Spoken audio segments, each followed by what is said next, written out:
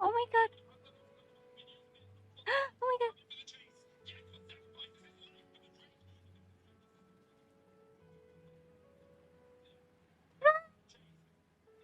Run, run, run.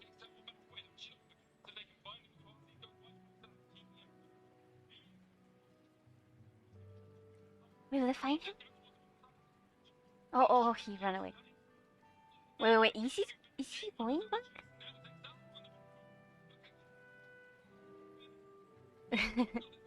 Hello, everyone. Hello, everyone. It's been a while. It's been a really long while. I'm gonna talk in a bit about like what has been going on and stuff. But right now, I don't know if you can like hear it. I'm watching G2's game versus Excel, and it's not going well. So I'm live viewing. I'm live viewing G2's game versus Excel. Well, it's not actually live because it's a little bit delayed. Because I was busy before. I couldn't watch it. Hello, Rini. So I'm watching it now a little bit delayed, but it's not going well at all. It's six for G2 and 16 for Excel, and they just stole the Drake, so they deny soul point. But now Excel took the the the Baron. And the problem with D2 is with D2's team comp is that even if they do have a kind of a front line, which you could say it's Udyr and Rill for Janko Samiki. You guys probably don't know what I'm talking about, but even if they do have a sort of a front line, they don't have a reliable source of burst damage to like face the Alistar and the Sion. So I think that's why like the gangs haven't been that successful. Well, Excel has been playing good too, but the team comp, I feel like G2 just entered in the team comp in the draft. It's like they tied their own hands. I don't know how they can win with that team comp. So yeah, are they going? Are they doing a base race? They're kind of doing a base race. Ah, but Mickey died already.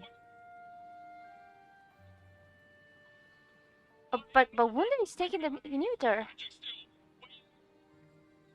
Wunder is taking the inhibitor. So they took the inhibitor before Excel, and they only have Wunder. And he's going for the tower. He's going for the tower. Oh my god. Oh, but he was stopped. But is he going to die? But then can they stop? Can they stop Excel in G2 space? I don't think they can stop. I don't think they can stop it. Oh my god. They beat G2! Excel beat G2! Well, like I said, G2 kinda entered in the draft. But wow, I didn't expect Excel to win against G2. Okay.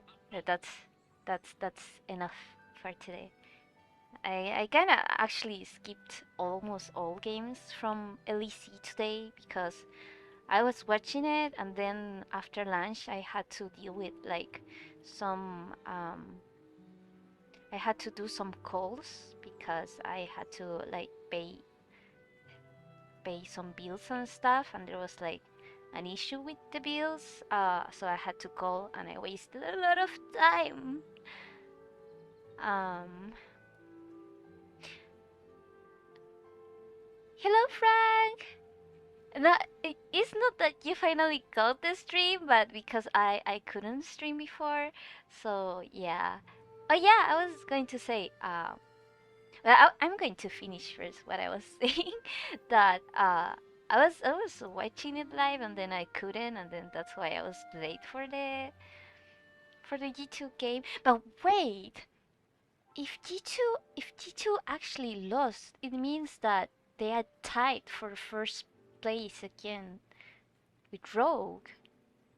So what is going to happen if tomorrow G2 wins and then Rogue also wins and then in Sunday both of them win? They would be tied for first place. So then actually how would they actually choose the first place? Because the first place in playoffs, the first place in playoffs gets to choose who they're facing first. Um, so does it mean we would get a tiebreaker against Rogue? That would be cool. So yeah, I don't know. Yeah, I was going to explain well why haven't I been streaming these past couple of weeks. How are y'all doing? I have not been able to get in the streams. Yeah, cause I haven't been streaming because of that. So yeah, do you guys remember the last stream? I think Frank wasn't in the last stream. They would fight again, I think. Yeah, I think they would need a tiebreaker. Um, if they're tied for the first place, because the first place has to choose the one team that they want to play against first in playoffs. Because if you're in the winner bracket, because G2 is already in the winners bracket, so if they're in the winners bracket and they choose a team or they don't choose a team but they win, they only have to face further teams that play against each other in the loser brackets. So yeah, it's really important to know who's the first one. Haven't been able to watch the last two streams you did, but now I can watch this one at least. Yeah, I'm happy you can make it to this one. I was trying to say is that in the last stream that I had, I think it was the last stream. Uh, we were live viewing the Nintendo Direct, and then when Skyward Sword appeared, I was so happy. Um, I got really excited, and then when they announced that for Skyward Sword remake, there was going to be normal stick controllers, normal stick controllers option instead of only motion controllers. I got so excited that I threw my Apple Pencil to the ground. It was an accident though. I didn't do it on purpose. So I accidentally threw my pencil to the floor, and somehow um, it kind of collapse or like crash with the floor in a way in an angle that it destroyed the the the, the pencil tip, and it was a new pencil tip. I had only changed it the day previous to that, like the day before. uh so I basically destroyed my new tip. um and the thing is, like, I had to buy new tips because my old tip, which was the one that came with the pencil, but the pencil was used, so there wasn't like a replacement for that tip. Or I don't even know if I have the box. I would need to look for it. But the thing is, like, so I needed to buy a new tip, a replacement for that. So I bought a set of two. They are not originals because they were sold out everywhere. So I had to get like a knockoff. But they're not bad. They're pretty good. They feel almost similar to the original ones. Hello, Gaina. Hi, then I also draw webcomic while listening to you. Oh, that's nice. We're drawing together. It's fun to draw with other people. So yeah, so then I had to replace the tip, and I bought some knockoff because they were so low. And the day that they arrived, I changed them and all, and the next day I broke the new one. So I had to immediately change it for a different one. But the thing is, like, I broke the tip in a way that half of the tip, like the screw part, the screw part, uh, got stuck inside the pencil. So I took like half an hour. Hello, Angie. You're not too late. I was actually live viewing G2's game, so I just started talking and drawing just a few minutes ago. So you're not late. I'm glad that you came. uh, so yeah, the half of the tip of the pencil was trapped inside the pencil. So I was like so desperate. I thought that I had destroyed my pencil or something.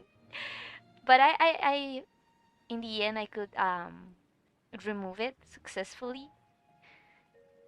But so the thing is, like, in the end I had to use the second replacement, so I don't have replacements left. Left, I mean. So that was the last stream. I don't know if you guys remember, if anyone was there in the live stream, but yeah, that happened live. I destroyed my pencil live, so I couldn't finish the episode that day live. Um, and after that, if you guys were um, in the stream last time, you would have noticed that I was sneezing a lot, and I was saying that I didn't know why, but my allergies that day were really bad because I thought it was allergies. I really thought it was allergies. Um, and it happens to be that it wasn't allergies at all. I actually, after I finished last episode, which was episode 29, um, I got sick. I got a cold. I guess it was a cold. I don't think it was the flu. I don't think it was COVID either. So yeah, um, because I didn't have any symptoms for COVID. So you gotta go. Oh, so fast. So oh, that's sad. I hope you can spend more time next time. Um, and have a nice day too. I'm happy you could make it at least for a little bit. So yeah, what was I saying?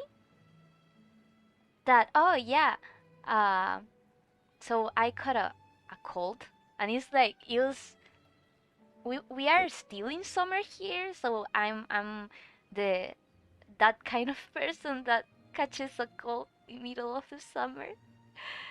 So yeah, it felt really bad. And it's really funny because last episode, I don't know if you guys have read it from my webcomic Blank, which is the one that I'm drawing right now. Oh my god, I forgot to do any intro. Whatever. Whatever. So yeah, um, after I finished that episode. Oh yeah. The last episode. Um, so the last episode, it was if you guys read it, Nina was sick in that episode. She's still sick in this episode too, because it's the continuation, as you can see, like here. The thing is, like, it was so funny because I was drawing Nina that was sick, and then I myself got sick. It was really fun. My friend told me that it was a deep connection with the character. I got myself so in character that I actually got sick. Something like that. So yeah. So the thing is, like, Um, I didn't think, yeah, coincidences. It was a huge coincidence, but it wasn't my fault. It was like I got a cold out of nowhere. It was actually my brother that gave me the cold, because he got sick before me, and I didn't know he was sick. But yeah, he got sick before me. Yeah, I didn't know he was sick because he's always with allergies, so you wouldn't know if he's actually sick or if he has allergies. And it's like similar for me. I also have allergies, but it's not as bad as his. Like his is like everyday thing. Mine are like sporadic, but they used to be worse. Um, After I started like that Wim Hoffman breathing technique, they've got better. So I haven't got bad allergies or frequent allergies, I would say, since then. Oh my god, Angie, you have Gojo as your profile picture. I just noticed.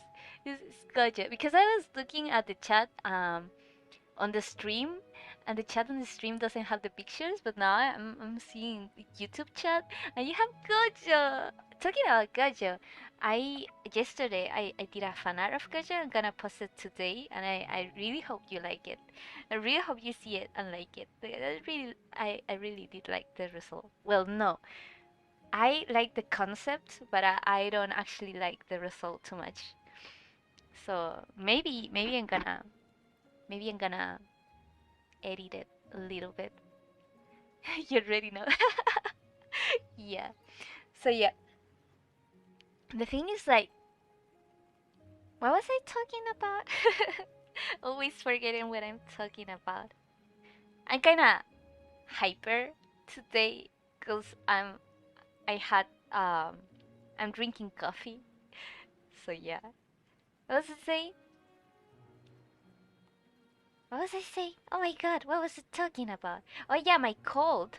Uh, so yeah, he caught a cold first, and I'm so glad that it's only a cold because um, someone near my family, I mean, not my direct family, but like someone uh, like close to us, got the virus because someone from their work got it, and they were having like difficulties breathing and stuff. So I'm really glad that we didn't have that.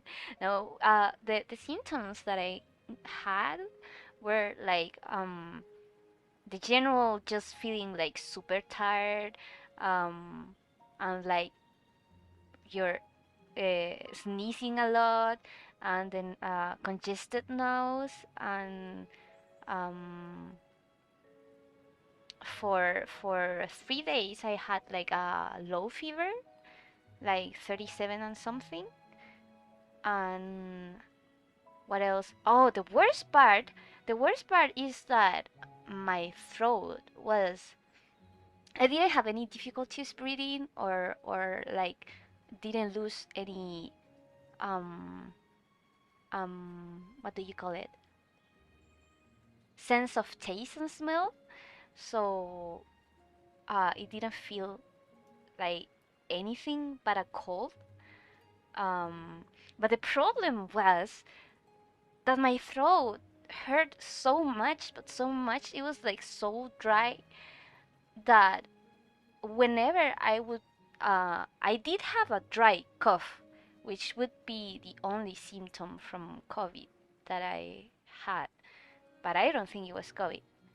Um, because like it passed in the time that a cold passes. It was just a bad cold in my mind. I think I think I may have had COVID last year, but like before it became before they said it was a pandemic, because last year I got sick around the end of January and the beginning of February. Um, and it was weird because my family was in China. I was not in China. And at that time, I was really busy, so I was ordering a lot of takeout. And the only interaction that I had with people was from delivery, So I think I got it from delivery, from food delivery, because I had a fever for a lot of days back then. Um, and I had difficulties breathing, and I actually had difficulties breathing um, for quite a while after being better. Like those symptoms of like cold and flu and being sick and stuff, they lasted like a month. Like I would get better and then get worse again and then get better and then get worse again. And then after like 3 weeks have passed, I still had difficulties breathing. And then for a couple of months after that, um, I still had difficulties breathing. Like anytime I would get a cold or I would get allergies kind of symptoms, I would have difficulties breathing. And one of the symptoms that they say that COVID has is that whenever you um like get better, it can have like long time uh consequences, to say it in a way. Repercussions. It can have like long-term repercussions. So so yeah, I believe it was COVID, but I wouldn't be able to confirm it. I wasn't able to confirm it because it was so early in the stages, uh that there wasn't like open testings and stuff. It was really hard to get tests back then. So that's why I never got tested. Plus, I was kind of alone in my home, so I didn't want to go alone and stuff to the doctor. So yeah, so I that's why I believe that what I had now wasn't COVID, because I believe that what I had last year was COVID. COVID makes people paranoid for real. I just had headache this morning, and my mom told me to do the test for COVID. No, I don't. Yeah, it makes a lot of people paranoid, but like I'm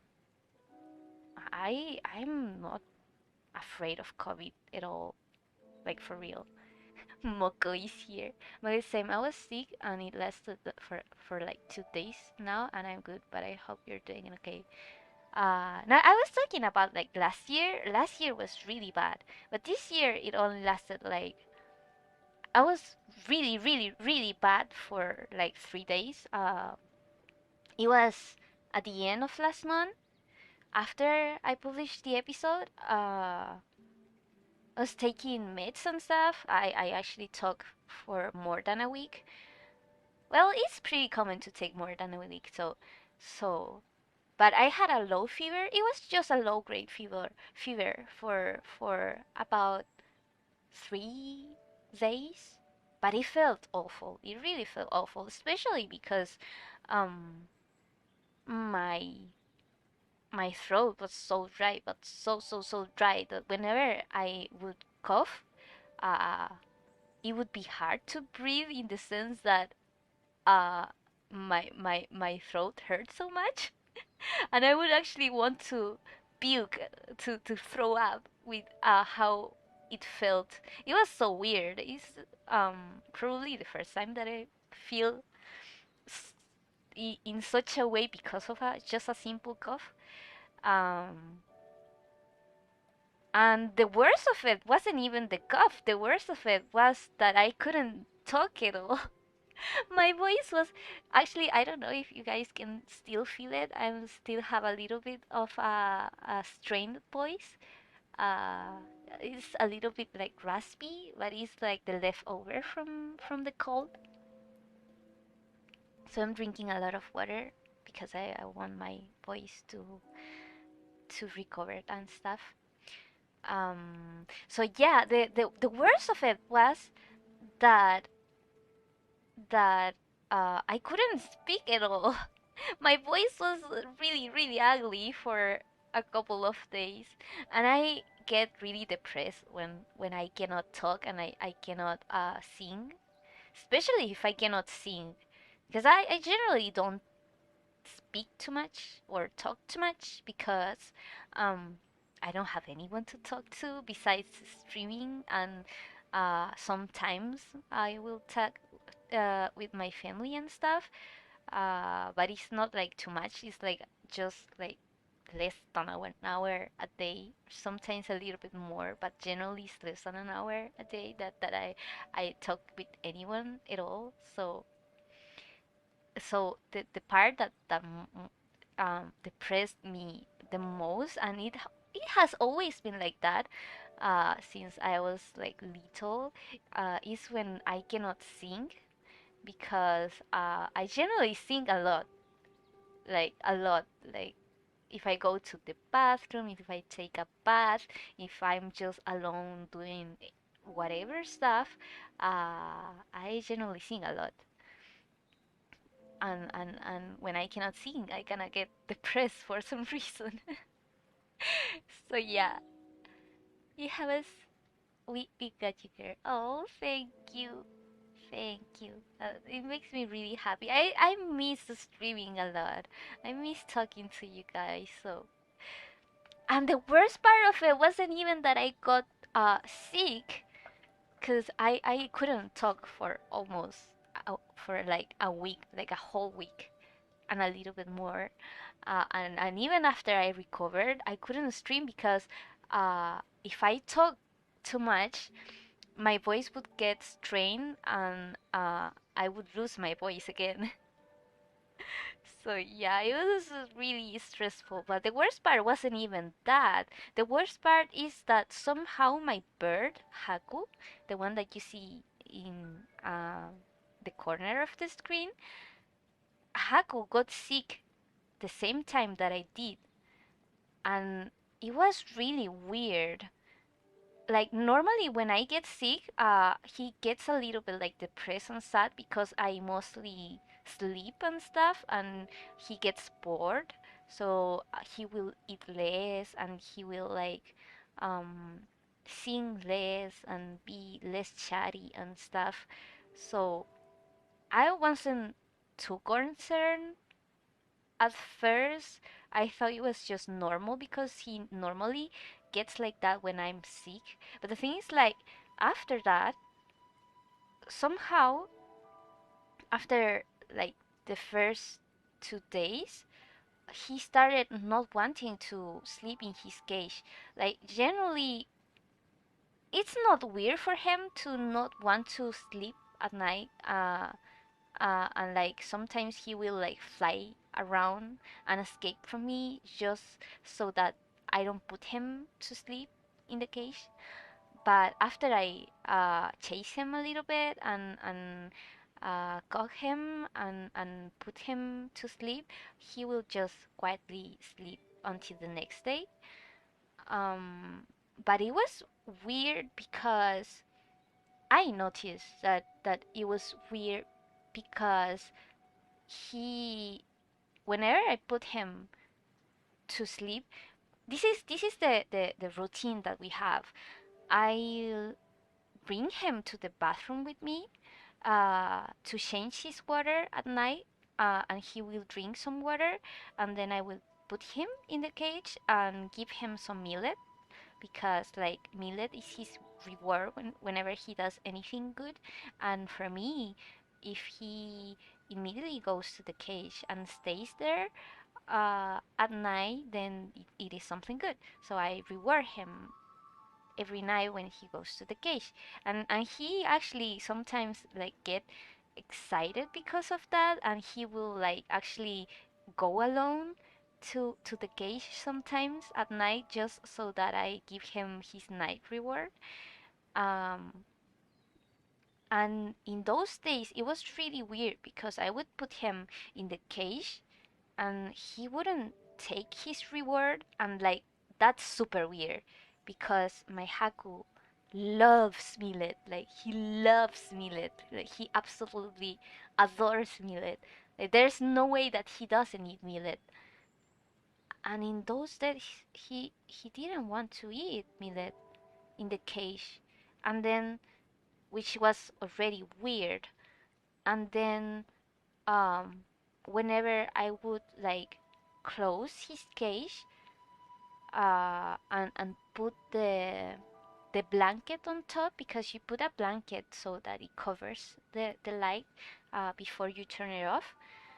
Um, he would, instead of just going to the spot that he sleeps in, or the usual spots, he would start like running around the cage and going up and down. And when he goes like up and down in the cage, it is normally a sign that he wants to go outside the cage, but that generally doesn't happen at night. That generally happens well, I wanted to say that the drawing you did of Miyamura was so good. Oh, thank you. That was impulse drawing. I was like, I want to draw Miyamura. Like I suddenly felt a need to draw him, and I just did. um. So yeah, I just did, and I immediately uploaded it. It was a lot of fun. I'm glad that you liked it. I had a lot of fun drawing it too. Do you know that every time I listen to your stream, it always hype me to draw my webtoon because I really have a hard time with concentration and stuff these days. Thank you, Leon. Oh, I'm happy that it helps you. I'm really happy that it helps you concentrate and stuff. I actually do have problems concentrating myself as well, so streaming sometimes helps me with that as well.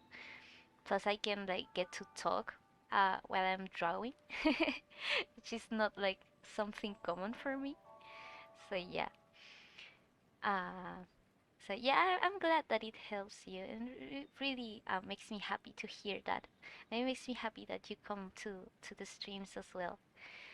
So what was I talking about? Ah, yeah, that he, my bird Haku, was whenever he goes up and down in the cage, it means that he wants to go out, but it normally doesn't happen at night, you know. Generally he does that like in the mornings, because he wakes up and wants to go out, but it has never happened at night. Like it's the first time that it happens at night.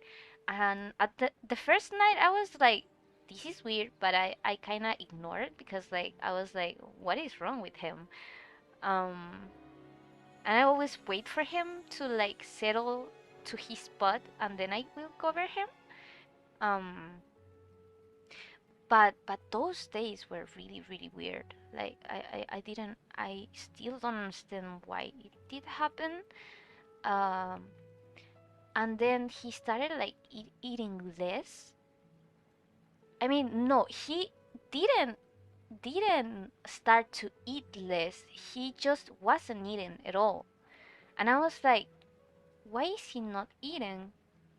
So when you don't know why your bird is eating, you can try like hand feeding them to know if it is like a problem with it's a problem with like their health in the sense that they are not eating or because they don't want to go to it. So I was hand feeding him for a while. Uh, I mean, I started to hand feed him, and he was eating when I gave him the food, but he didn't want to eat alone. And I didn't understand why. I haven't hand fed him since I got him. Like the first days that that I got him, he was he was eating from my hand because birds sometimes don't know where the food is or they are like too scared to eat for themselves.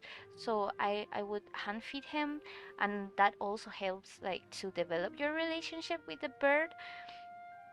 And I haven't hand fed him since then, and that was like almost 4 years from now. Same, I mean, oh, like almost 4 years. Uh, now for him since then. Uh, yeah, I saw you hand feed Haku. It was adorable. But no, no, no. It's different to give him rewards than to hand feed a bird, because a reward is something you give them in exchange of an action that they do. But hand feeding them, like, with regular seed and their food, um, they generally do it alone, because like they know how to go and eat alone if they are hungry. But there's different reasons that a bird won't eat alone or won't want to eat, and the reasons may be because they are sick or because they are afraid. And I when I hand fed him this time, because he didn't want to go eat alone, I wanted to try to know if it was because he was sick or because he was afraid. And it happens. Hello, Nami. Nice art. Thank you so much. And thank you for coming to the stream. Um, so I wanted to test if it was because he was sick or because uh, he was afraid. And it happens to be that he was afraid of something, and I didn't understand what or why. Because when I fed him food, he ate like happily, like desperate, like as if he was really hungry. So I knew that he was hungry and he wanted to eat, but he wasn't eating because he was afraid of something.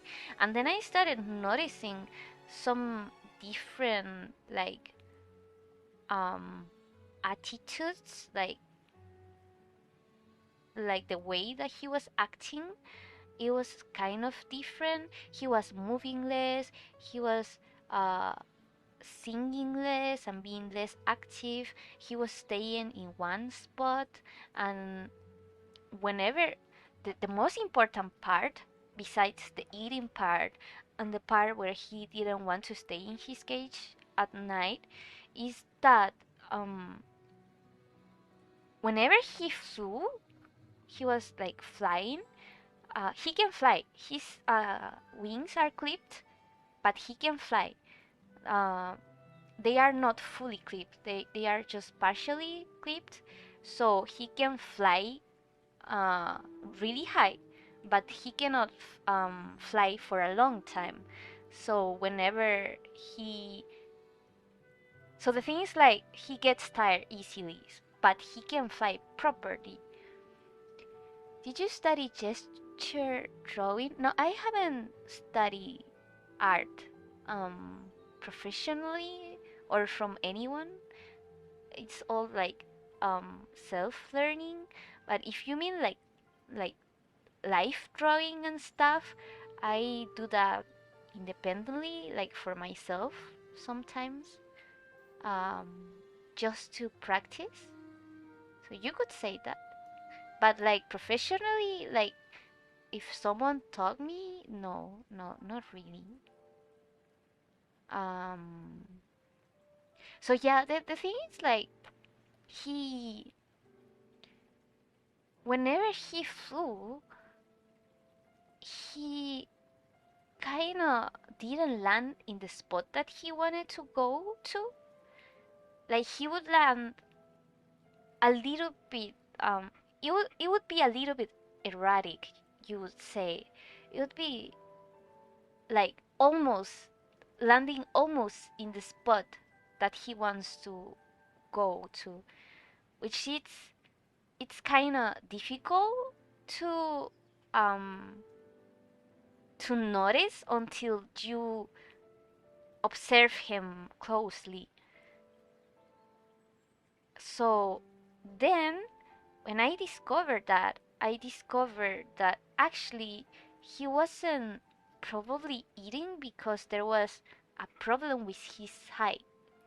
And I noticed that whenever I would hand feed him, before he would directly go to grab the seed, but now it was like he was feeling around with his beak instead of seeing the seeds and grabbing them. So I felt that probably it was a problem with one of his eyes or both of his eyes.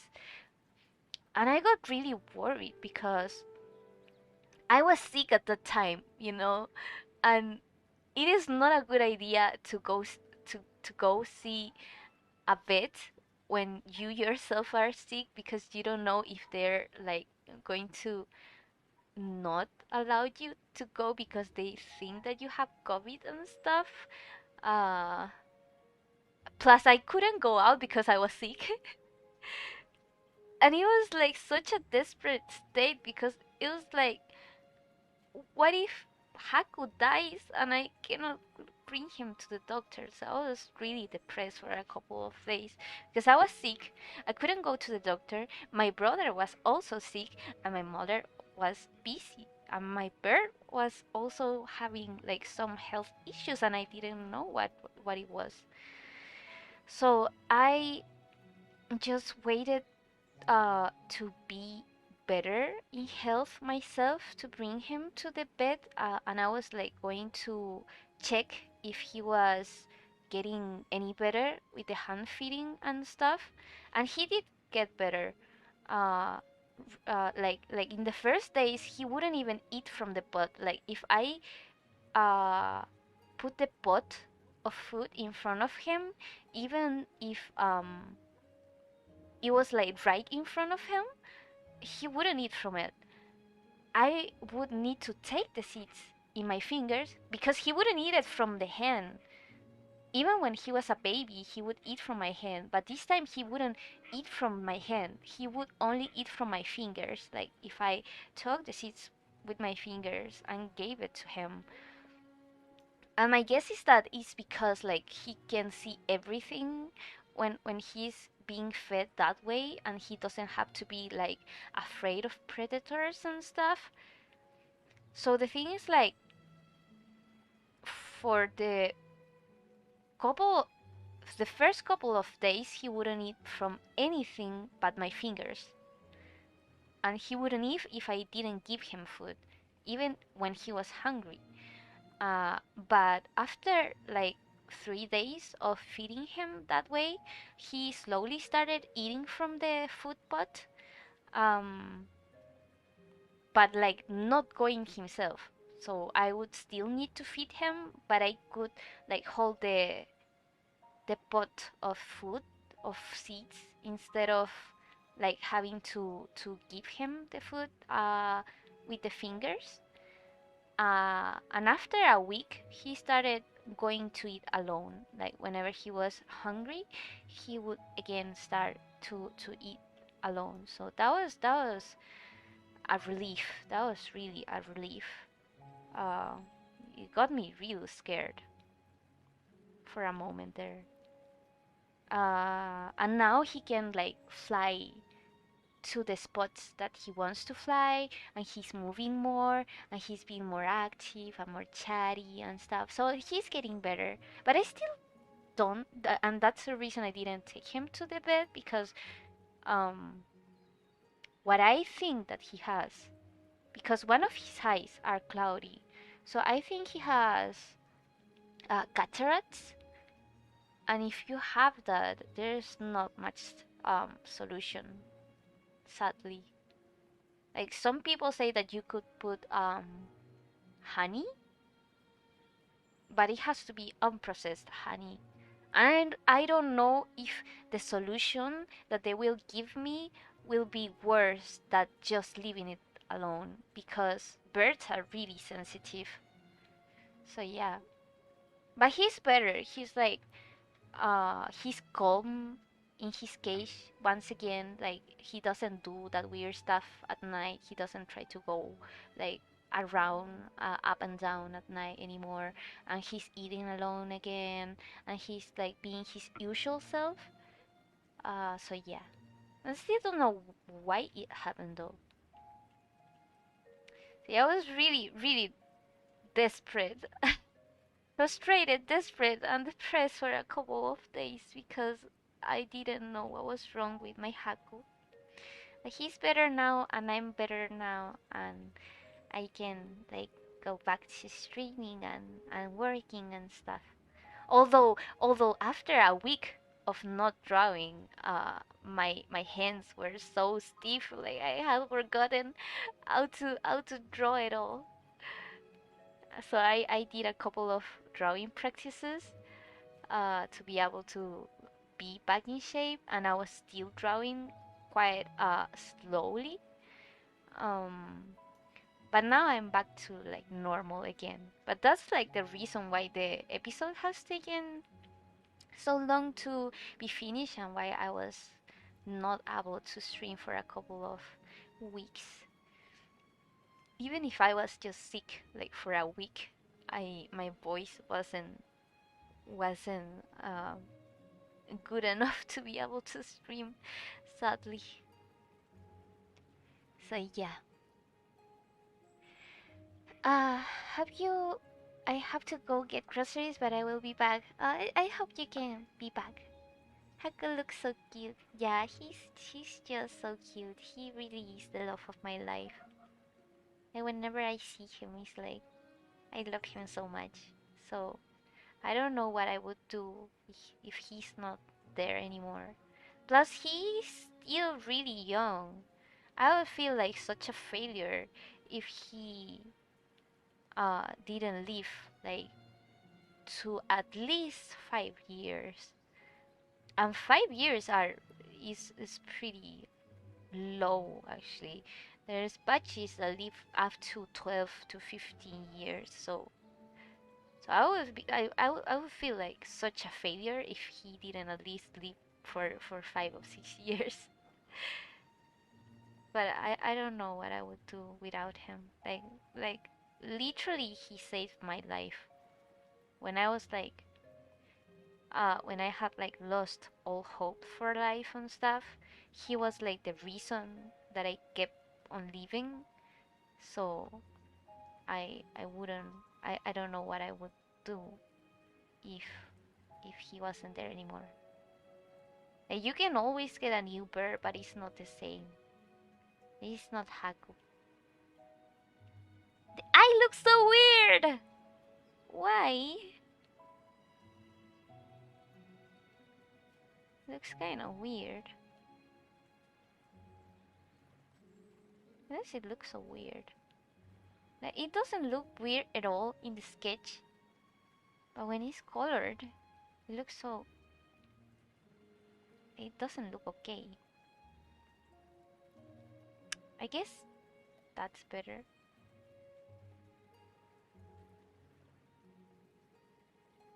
I guess. I guess that's better. Well, let's just go with that for now. I have to try not to overthink whenever I do anything at all. So yeah, I was really sad because I thought something bad had happened to to Haku, and I would feel like such a failure as a person, as a human being, as a bird mom if something happened to him. And the worst is not understanding like why, like if I myself did something wrong, or if like just something natural. So I went through a big scared there, and the problem was especially the timing. Yeah, I'm probably going to bring him to a health checkout one of these days. But the thing is, like, the worst part of it is that the timing was bad because I was sick at the same time that he got kind of like weird. And now that I'm better, my country uh kind of went into like quarantine and stuff. So a lot of places are closed and you cannot like go out except if you like ask for permission to the police and stuff. So it's kind of complicated to go out. So yeah, timing has been really bad, really, really bad for me. Like a lot of things are not as bad if they happen by themselves, by themselves, like alone, like an isolated case. But when everything happens to get together, it's like awful. So why does it have to happen all in the same time? Doesn't it happen to you guys as well? Like your life is nice and all, or your life is like calm and all, but like suddenly everything happens uh in the same time. But what I'm really glad is that at least all that happened in those days wasn't enough to trigger a depressive, like a real depressive episode. Uh, because sometimes I've talked about it before, but I'm diagnosed bipolar too. So I have episodes of depression and episodes of hypomanic state that are going to be that way all my life. And I have to know what my triggers are and try to avoid um, like stressful situations so that I can avoid triggering depression. Um, and I have to know what are my triggers for manic states as well, because even when being manic can feel really good, is not that good in the long term.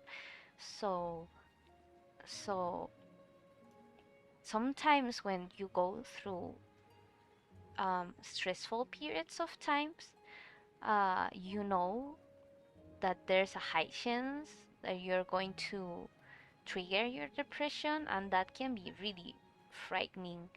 Like last year, when I was trying to, when I was doing Lost Soul for the contest, it was really stressful for me in the sense that I was dealing with like stress in my family and stress in work, the stress of the competition. Plus, a lot of people were not happy with me taking a break from blank and focusing or trying to be part of the contest. But I really wanted to do it. Uh, and besides that, like personal other kind of issues, um, so that kind of all of that together triggered depressive episode that lasted like for a lot of months, and I couldn't get rid of it. But the solution was going back to my meds because I'm not taking medication right now. Uh, and I don't want to go back to my medication for real. Bipolar people are supposed to take medication for like forever. Happy anniversary for 15 days to slow the spread. Hello, Ayer. Yeah, happy anniversary for 15 days to slow the spread. It has been the longest 15 days of my life, if I'm being honest. But we're getting there, right? Just 15 days until until the spread is slowed, or that they say back then. So yeah, what was it talking about again? Oh yeah, so it's kind of like for bipolar people, you're supposed to take medication to be able to control your mood swings and stuff. And it's not that it's going to stop them. Like, it's not going to stop a depressive episode from coming, and it's not going to stop a manic episode from coming. Like, they are going to come. But whenever you have the swings, it's not going to be as big as a swing, uh, as to be able to affect your regular life, or at least that's what is supposed to happen. um that's how the the the the meds are supposed to work. uh but as a bipolar person, you have to regularly change your meds, and that can be also really stressful because you have to constantly be figuring out what meds will work for what state of your mood. I mean, even if it does help in regulating the mood swings so that they are not as big and as impactful in your everyday life, as an artist, it doesn't feel good at all. Like, I would feel emotionally dead inside. Like, truly emotionally dead inside. So yeah, I could talk more about it, like in a separate like video for that. I was actually thinking about like talking about stuff just in videos, because when you draw, when you do other stuff while you are drawing, you kind of cannot focus. So yeah. So the thing is, when everything happened in these past couple of days, I thought that there was a high chance that I would like fall again into a depressive state, and I am really happy that I didn't. And actually, I may be going into a mild hypomanic state because I haven't been able to sleep a lot at night, and generally that happens when I'm manic. Well, let's hope it's just like it's a smooth sailing one, because it doesn't have to always be disruptive.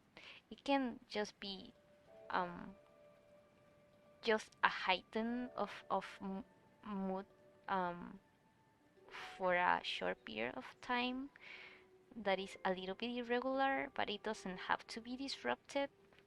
It doesn't always have to be. So I hope it's that. Like, I don't mind sleeping less for a couple of days, as long as it's not being manic. It doesn't have to be bad. It is bad when you're like not being conscious of the things that you're doing, and you're being like impulsive and making decisions that you cannot take back in the future. And it can also be bad because, like, for example, when you meet people when you are manic, sometimes that people won't like you when you're depressed. So it is a little bit frightening that the people will abandon you once they know your depressed side, uh, and that can be really stressful as well. So yeah, but at least it doesn't feel that way. I mean, you can see that I'm kind of more chatty than usual, but that is also because I had coffee. I had to. I had to. I generally avoid coffee because it makes me hyperactive. And for the long run, it's really bad for me, and it also makes my heart beat really fast, and I don't like it. And if I drink too much, it makes my anxiety really bad. But I had to because I barely could sleep last night. I just couldn't sleep last night, so I probably just slept like uh eight eight to 4. I slept like 4 hours. I probably slept like 4 hours, which it isn't bad. in bad manic uh, episodes, sometimes I can only sleep like through or 2 or 3. I was trying to say 2 or 3, but I say through. I I mixed the words. So yeah. Uh, Without being disrespectful, what is bipolar? Bipolar. Um. Yeah, it means both extremes because people generally have mood swings. That's pretty common, right? Um, like some days you're going to be more hyperactive, some days you're going to have more energies, some days you're going to have less energy, some days you're going to feel really good, and some days you're gonna feel like your day is just not working or anything at all is working. That's pretty normal of the human condition. I would say it happens to men and it happens to women. Um, but when this happens in extremes, like when you go from uh, one extreme to the other, and it's like really really pronounced, it can affect your hello Julia, uh, and it can like affect your regular life. Then it becomes a problem.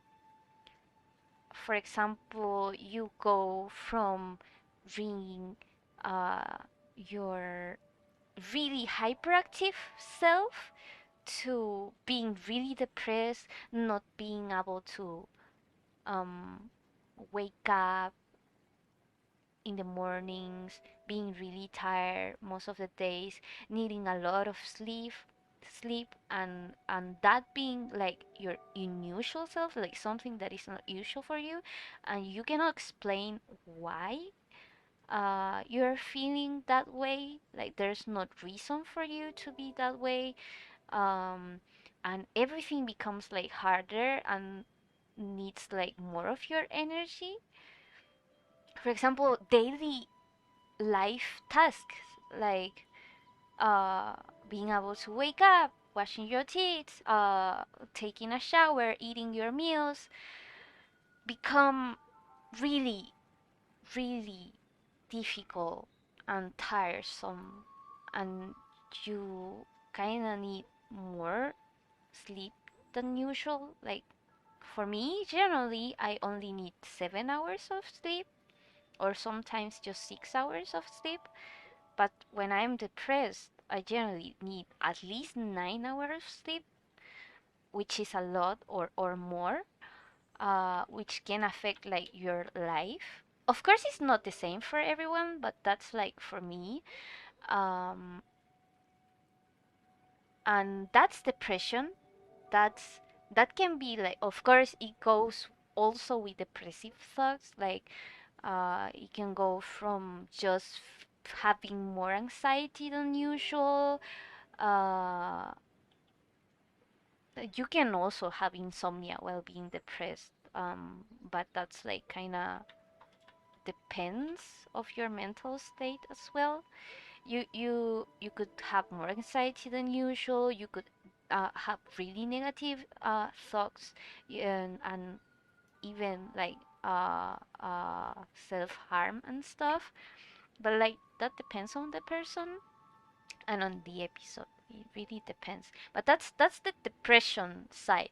The depressive state is just like regular depression. So it's not necessarily that if you have those symptoms, you are bipolar. It means that you have depression. That's the depressive side. But then you are bipolar, and there's like different kinds of bipolar depending of your cycling or depending of the intensity of it. For example, if you're bipolar 1, you have a manic state that is more extreme than a hypomanic state that is common in bipolar type 2, and I have bipolar type 2. um, Now, what is a manic state? because if you have bipolar, it means you have both. You have manic and you have depressive episodes, separated by by a period of time. And of course, you have like a moment in between. Uh, like it's not like you go from one point to another. It's generally like this. Like for example, let me draw it for you. Generally, a person's mood, let's say, this is how my psychiatrist back then explained it to me. Let's say this is happy and this is sad. Let's say your regular mood is like this. It can be like this. Or of course it doesn't have to be like regular. It can be like this and it can be like this. It can be, but it's like not so extreme. When you're depressed, let's say you're like this and then you go down and it stays down for more than 2 weeks. For a bipolar, it's not just like this. It can be like big swings like that, you know? And it doesn't have to be like that extreme. It can be like this and then, you know. So yeah. It is easier to recognize bipolar when it has happened for several years. And for me, it has happened since I have memory, since I'm really young. I have memories of things that I didn't know were bipolar, but then when I knew my diagnosis, it was uh, pretty clear that it was bipolar the whole time.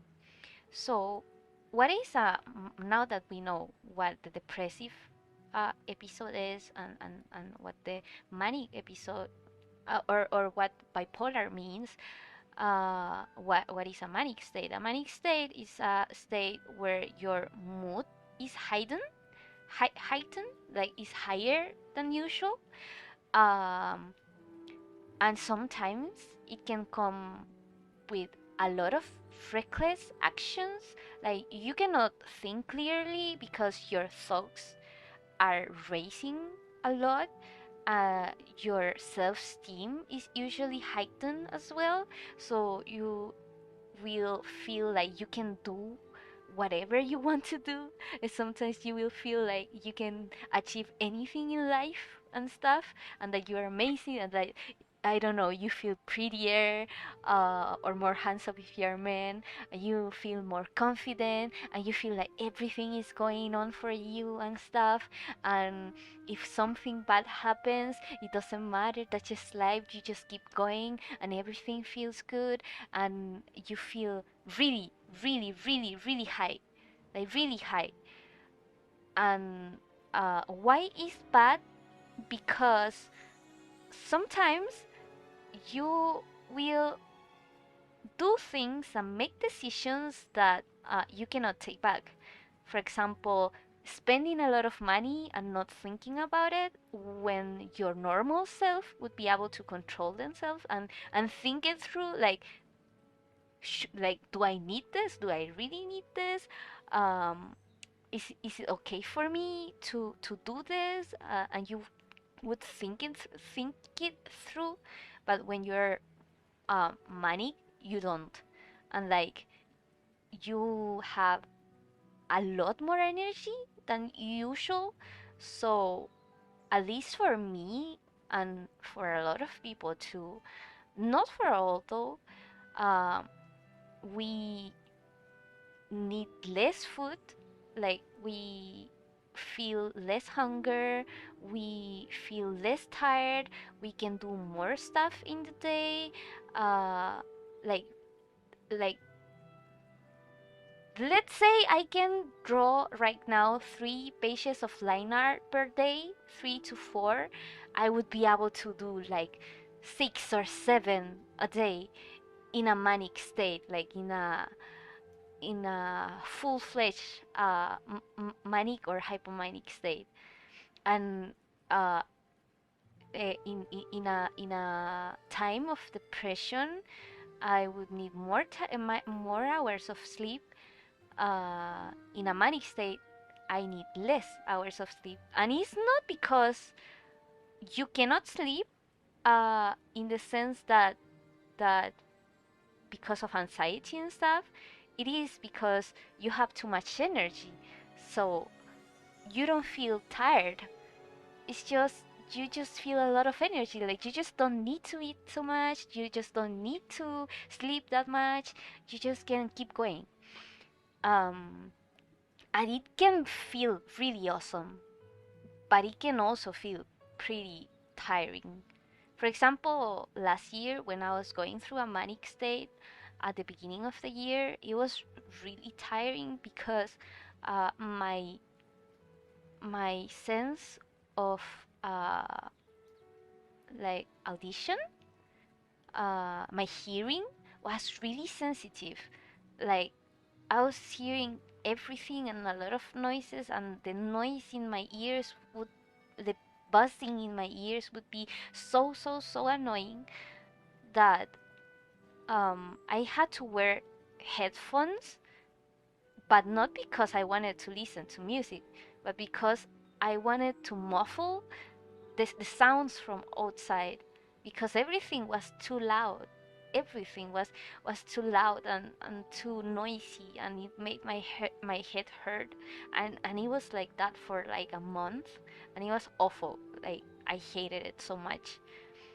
Uh, and in the night, I wanted to sleep, but I couldn't sleep more than 2 or 3 hours because I had a lot of energy, and I after a while I started to feel like fatigue, like mental fatigue, but my body wasn't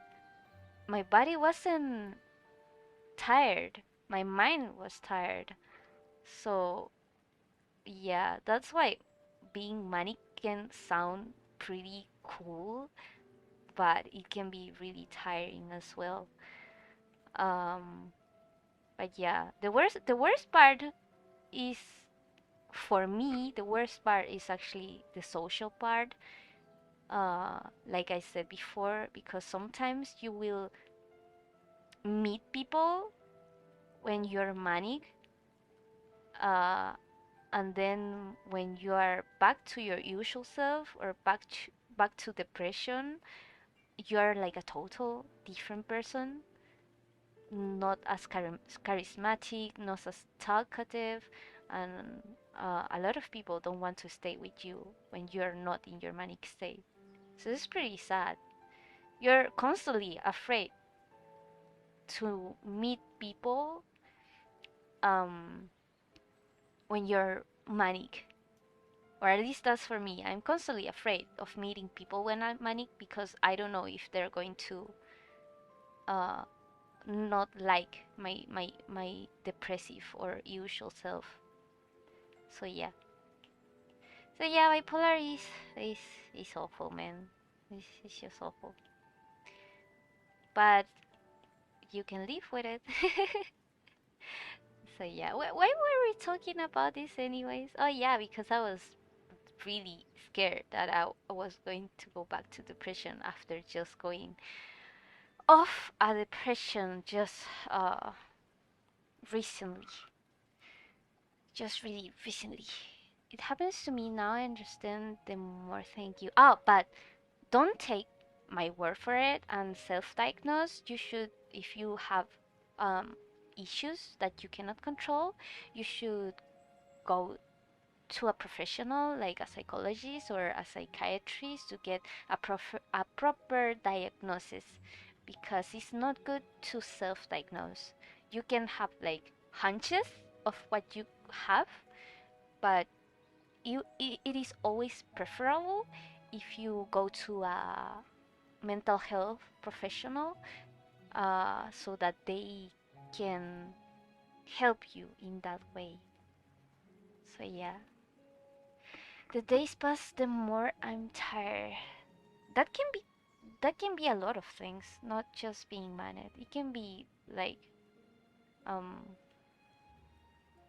wait, it can be depression. It can be just regular life. like like I said, it's normal to feel down, to feel up and down, to have mood swings. Everyone goes through that. Uh, what is not good is when it affects your everyday life and you stop being able to function as a human being. Like just do regular things that everybody can do. When that happens is when you should uh, go seek a professional. When it is something that you no longer can manage yourself. Like I had uh, symptoms from bipolar as long as I can remember. I remember when I was little, um, there would be periods of time of the year that I would not be able to sleep at all, and I would cry at nights for my mom. And my mom would tell me off like you should go to sleep, and I would be like, Mom, I cannot sleep, and she was like, just go to sleep, and I was like, no, I cannot sleep, and I couldn't explain why I couldn't sleep. I just couldn't. Uh, but I didn't understand why. Though I remember back in, I don't remember if it was sixth grade or fifth grade, but there was a time where I couldn't sleep for like 4 straight nights. I couldn't, I couldn't, crippling depression. I kept crippling depression. uh, you're talking about the iDubbbz meme, right? The iDubbbz meme when he throws himself in the wheelchair and say, "I have crippling depression." Ah, such a old and nice meme. Never gets old. So yeah, when I was back in, I don't remember if fifth or sixth grade, I went like 4 nights without sleeping. Like Sunday night, Monday, Tuesday, and Wednesday. I couldn't sleep for 4 nights, and I would tell my friends like I haven't slept since Sunday, and they would be like, "Aren't you tired?" And I was like, "No, I'm not tired. I just can't sleep at all." And they would be like, "That's weird." I would be like, "Yeah, it's kind of weird." But I wouldn't tell my mom because like I would know. I knew that my mom was going to get mad at me if she knew that I wasn't sleeping. But it wasn't because I didn't want to sleep. It was because I couldn't sleep. Uh, so yeah. But back then, it did affect my life, but it wasn't in a way that I couldn't function as a normal person. Even in the depressive states, like manic states would be something that I had since very young, but I only started to notice the depressive states when I was in eighth grade. Yeah, eighth grade. When I was around eighth grade, it was the first time that I started working. Like I was working with my mom, but I was earning money and stuff. Um, and the stress of working and constant social interaction and stuff tired myself so much that I triggered a heavy depressive episodes with thoughts of like suicide and self-worth. I mean, not feeling worthless and hopeless, uh, and a lot of those things that you feel when you're depressed. So that was the first time that I went to a psychologist, to a therapist, and because it was the first time, then the the only thing that my psychologist said, it was that probably it was um because a lot of my worries was that I didn't have friends, which I did have, but it was because like in that summer no one called me and no one talked to me and no one invited me anywhere, and I didn't either because I was working. So I felt really isolated. Uh, and my psychologist basically thought that it was just because I had problems socializing. But it wasn't that. It was more than that. But he didn't know. I mean, he did know, but like he didn't recognize it. Uh, and then I had another depressive episode when I was in like at the end of the next year, and then I had another one like uh like 2 years later from that. So yeah, it was something that it came back every time, and I didn't think it was there was a pattern on that. And then it came back again when I was like first year of college. And up until then, I didn't know that there was like a pattern. I just thought that there was a problem with me uh, until like I went to China to study, and I had a depressive episode there and I had to go back. And then is when I noticed that there was something really wrong. Um, because even when I was doing well, that thing came back. So it wasn't like a situation in my life. It was because it was just coming back. It was just coming back. I don't, it wasn't up to me. It wasn't up to my life. It was because there was something uh, from my brain that I couldn't control, and that it wasn't related to the situations that were happening to me. And it started affecting my life in a way that I couldn't do anything at all. I couldn't take care of myself. Uh, I couldn't go out. I couldn't do anything. So then's when I first went to a psychiatrist, and I got my bipolar diagnosis, which has been really life saving because when things keep happening to you and you cannot control it and you don't know what it is, you just feel like you're crazy and you're a failure and there's something wrong with you, with specifically you. But when you know that it is something related to your brain that you cannot control, um,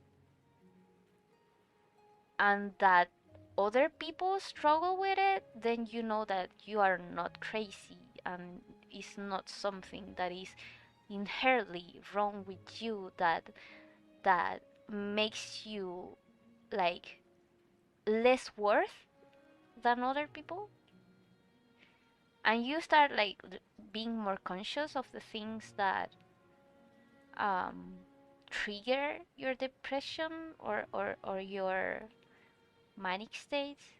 But it's a constant learning, to be honest. It's even after how long has it been? 4 years. Even after 4 years of getting my diagnosis, I'm still learning.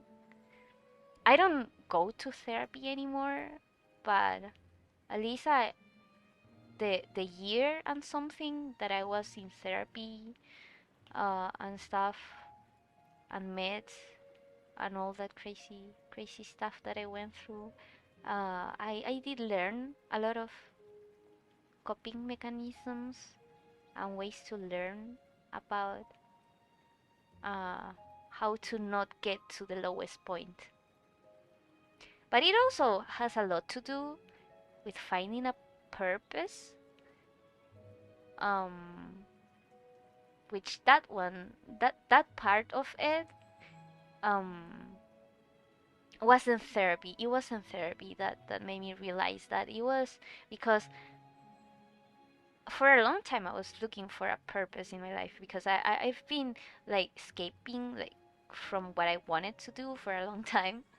I probably have talked about it, but I did quit drawing for a long time, in the sense that I never considered like as a career path, and I was escaping from that fact that I wasn't doing what I wanted to do, uh, and escaping from what I thought it was meaningful and what gave me purpose. So I was looking for purpose in the places that I would not find, so I wasn't finding it, of course. And that lack of purpose and meaning in your life can drive you to the darkest places. So uh, I remember in therapy, they told me that it was not necessary for someone to have a purpose in their life, and that you it wasn't necessary to find it right now, that I could live without a purpose. And I think that part of it really failed um, my recovery back then.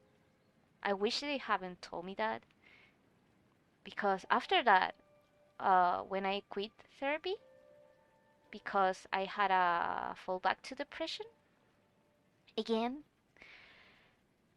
I started reading and watching videos of Jordan Peterson, and he said that purpose, like human beings are beings of purpose, and we need something that drives us, like drive our motivation and our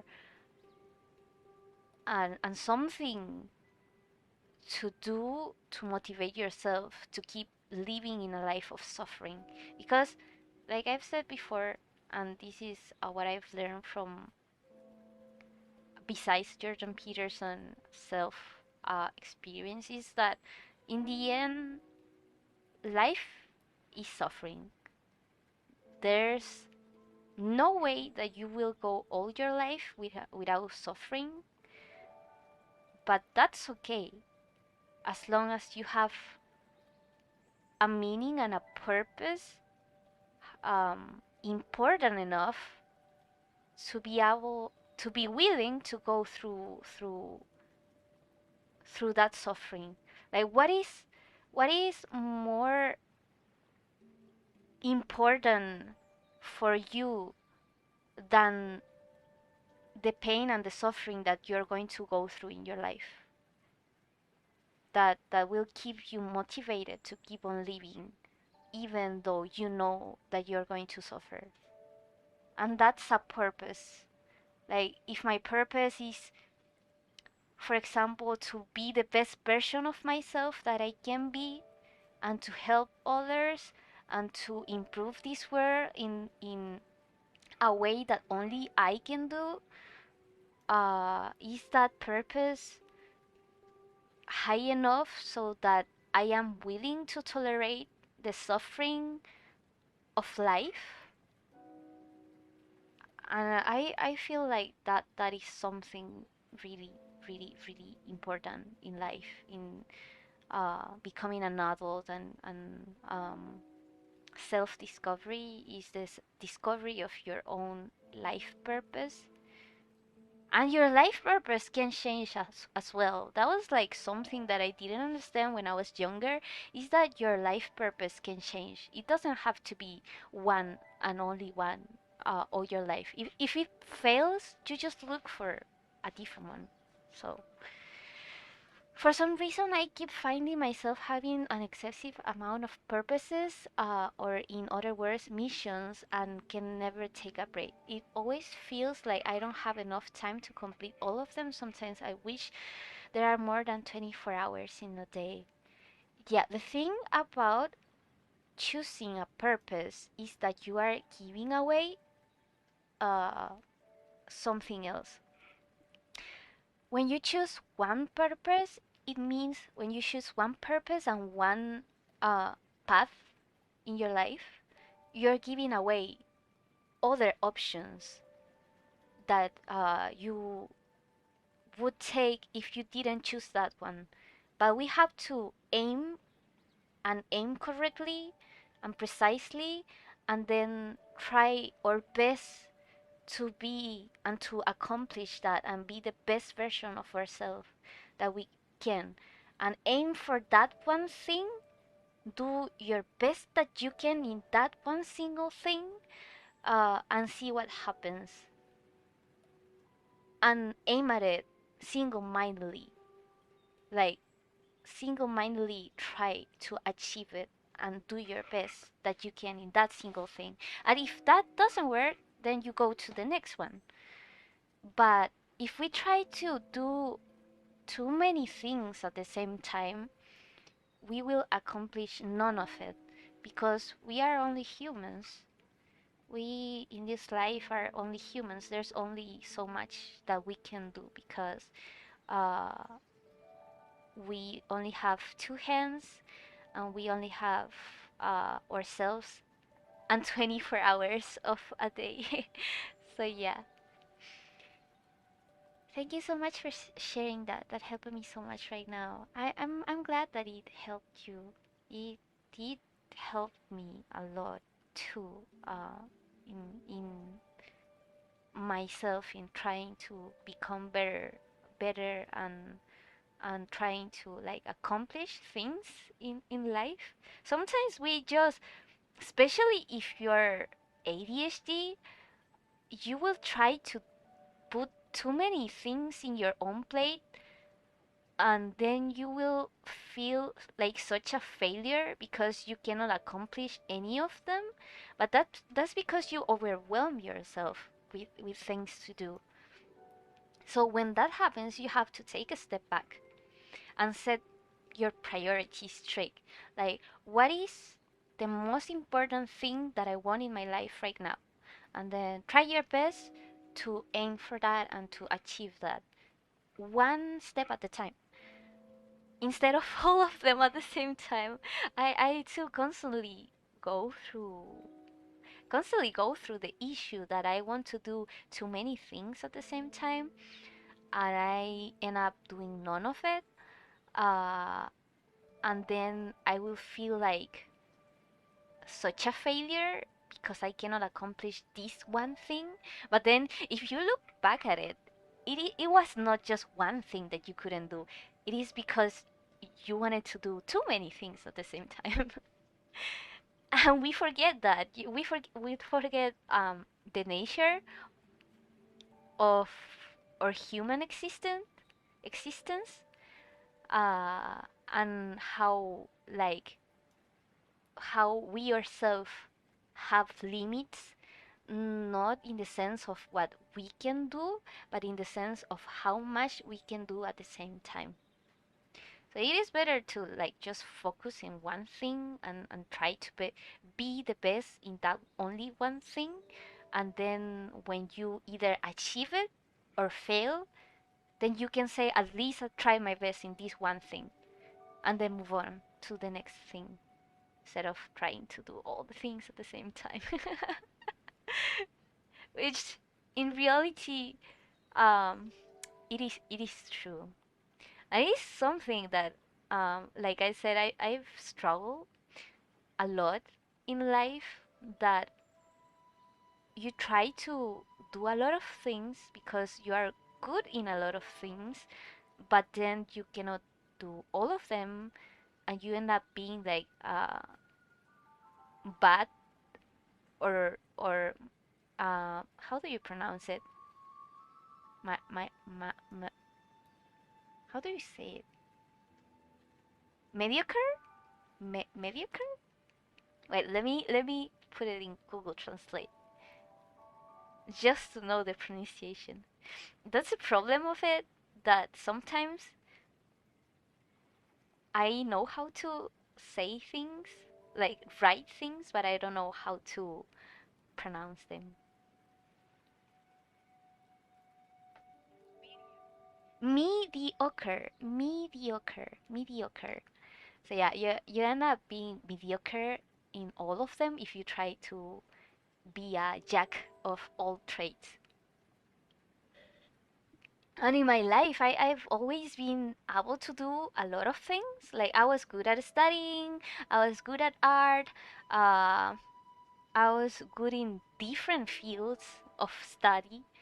I was interested in a lot of things, and I wanted to change the world in a lot of ways. But when I realized that I was only human and that it is unrealistic to want to do all of them at the same time, then I kind of became frustrated with myself because when you choose one single path, it is unavoidable that you are giving up a different path, a different life that you could have had. And as a young adult, giving up on something sometimes it can be really hard, especially when you have a lot of interests, interests.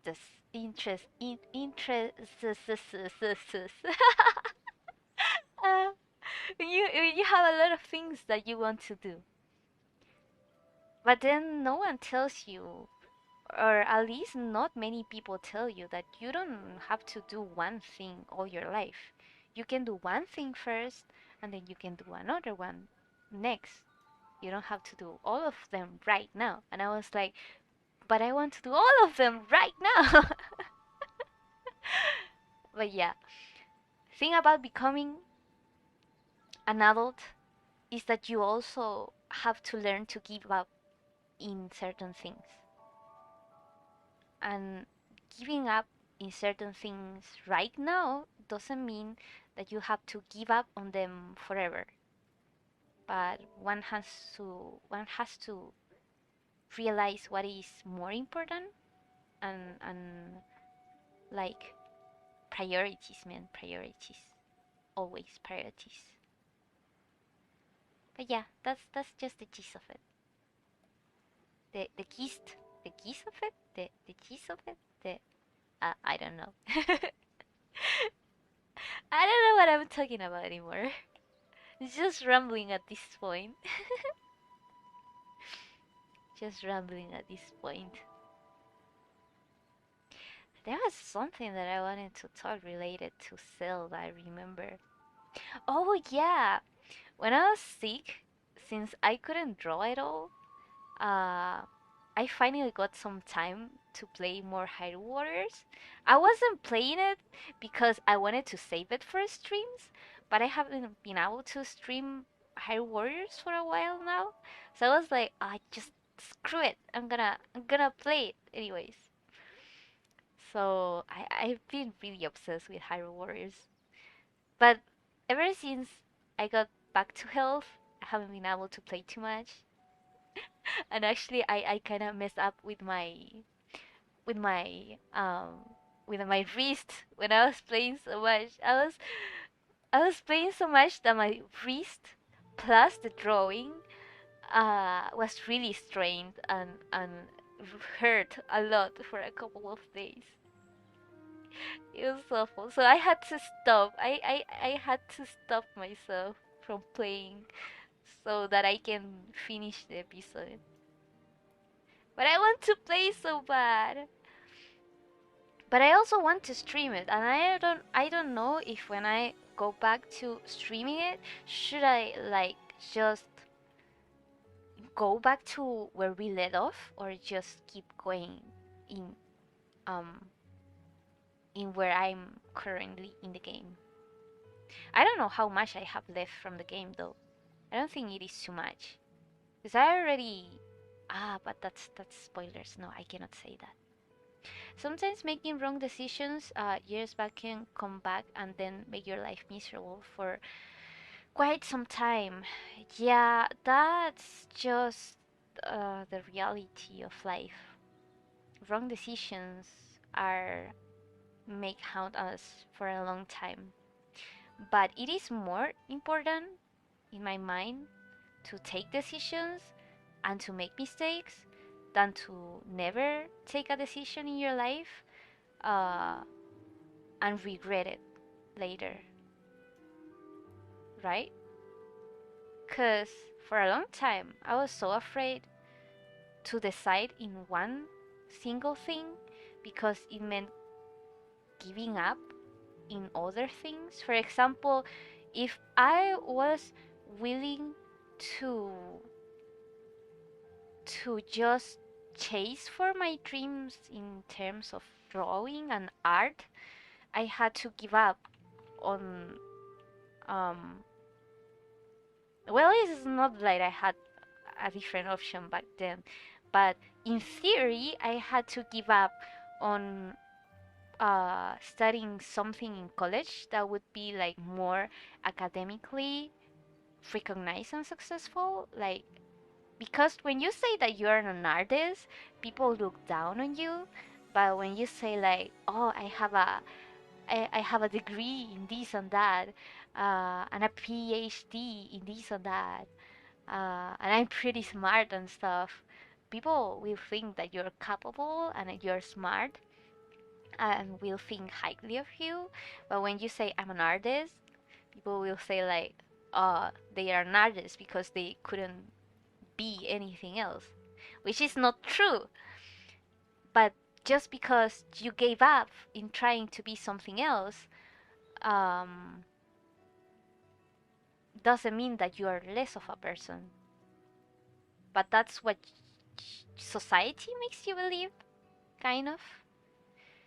Uh, and it's it's scary. It's scary to take a decision like I'm going to throw away this path that I have for now in order to go to this unrealistic path that everybody is going to look down on me just for a chance of it. It's just really frightening. But when you have nothing to lose because you already lost it all, it's kind of not as difficult of a choice. So I can understand what people have like other things going on for them, but at least for me, it was like I cannot go to a classroom anymore. I get anxiety, like panic attacks when I go to classrooms. So for me, it was not like that I had a lot of options back then. Still had to make the decision though. So yeah, taking a decision can be really frightening. What happens like if you give up everything and then fail and then you waste time? Then it only means that you failed and you wasted time, but you're still alive and you can still try again in a different path. But of course, we shouldn't do things in a way that is unrealistic and impulsive. We still have to think things through uh, and analyze the pros and the cons. And if it's like how to say it, how to say it, the best for you, or what you want the most, like it's always what you're giving to give up in order to do what you want to do. There's always a giving up part, and it can be really frustrating, but it can also be giving up that in a momentary uh, way, like just for now, and you can do it again, like try again in the future. In high school, I thought I wanted to study chemistry, but only realized much later that I wanted to do engineering. Now I'm lucky in studying chemistry because I can't transfer out at this point. Imagine being forced to study 8 hours a day for something you don't want. It just feels like move the mental goalposts faster than I should. Yeah, that can be really frustrating to do things that you don't want to do. But you have to, like, it is not that you cannot transfer right now, but if you do choose to quit that path and go for engineering, there's a lot that you can lose. But then you have to weigh uh, what is more important for you. Like, it is more important for me to do something that I enjoy doing, or am I able to tolerate this for now and do the best that I can now in the things that I can do, and try to go for something else in the future. Like, one has to weigh out the options that one has and what you are willing to give up in order to do the things that you want, which which can be really stressful and not a simple task to just analyze. Like, giving up in something that you spend your time in already is always hard. It's always hard. Like, I remember, I remember when I was studying journalism, uh, when I wanted to quit. It wasn't because I wasn't good enough, but because I didn't feel happy at all with the career, uh, the field, because it wasn't what I thought it was going to be, and the people. And I didn't want to quit because I felt like like it would be it would mean that I couldn't go through it, that I couldn't um that it was too much for me. But inside of me, I knew it wasn't because I wasn't enough. It was because it just didn't make me happy. And was it like worth it to finish a career for like 4 years and then work another 10 or 15 years in fields that I didn't want, just to be able to be to have a voice for myself and write about the things that I wanted to write? And then I thought, no, that's just way too much. But the decision of quitting felt like losing. Felt like it made me less of a person, but it doesn't really make you less of a person. Yeah, it's a failure, but it's not the end of the world. But as a young person, you do feel like it's the end of the world, that you are a failure, and a lot of people are going to make you feel that way. It's not easy. A lot of people are going to make you feel like you quit because you're not good enough, or you quit because you couldn't go through it, or you quit because you're not smart enough. But then also you can also finish it and give your best on that, and then if it doesn't work, then do something else. It's just something you gotta like analyze for yourself. There's a thing that is really helpful out there. It's called self-authoring program.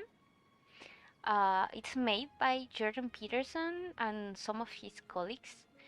Uh, and you basically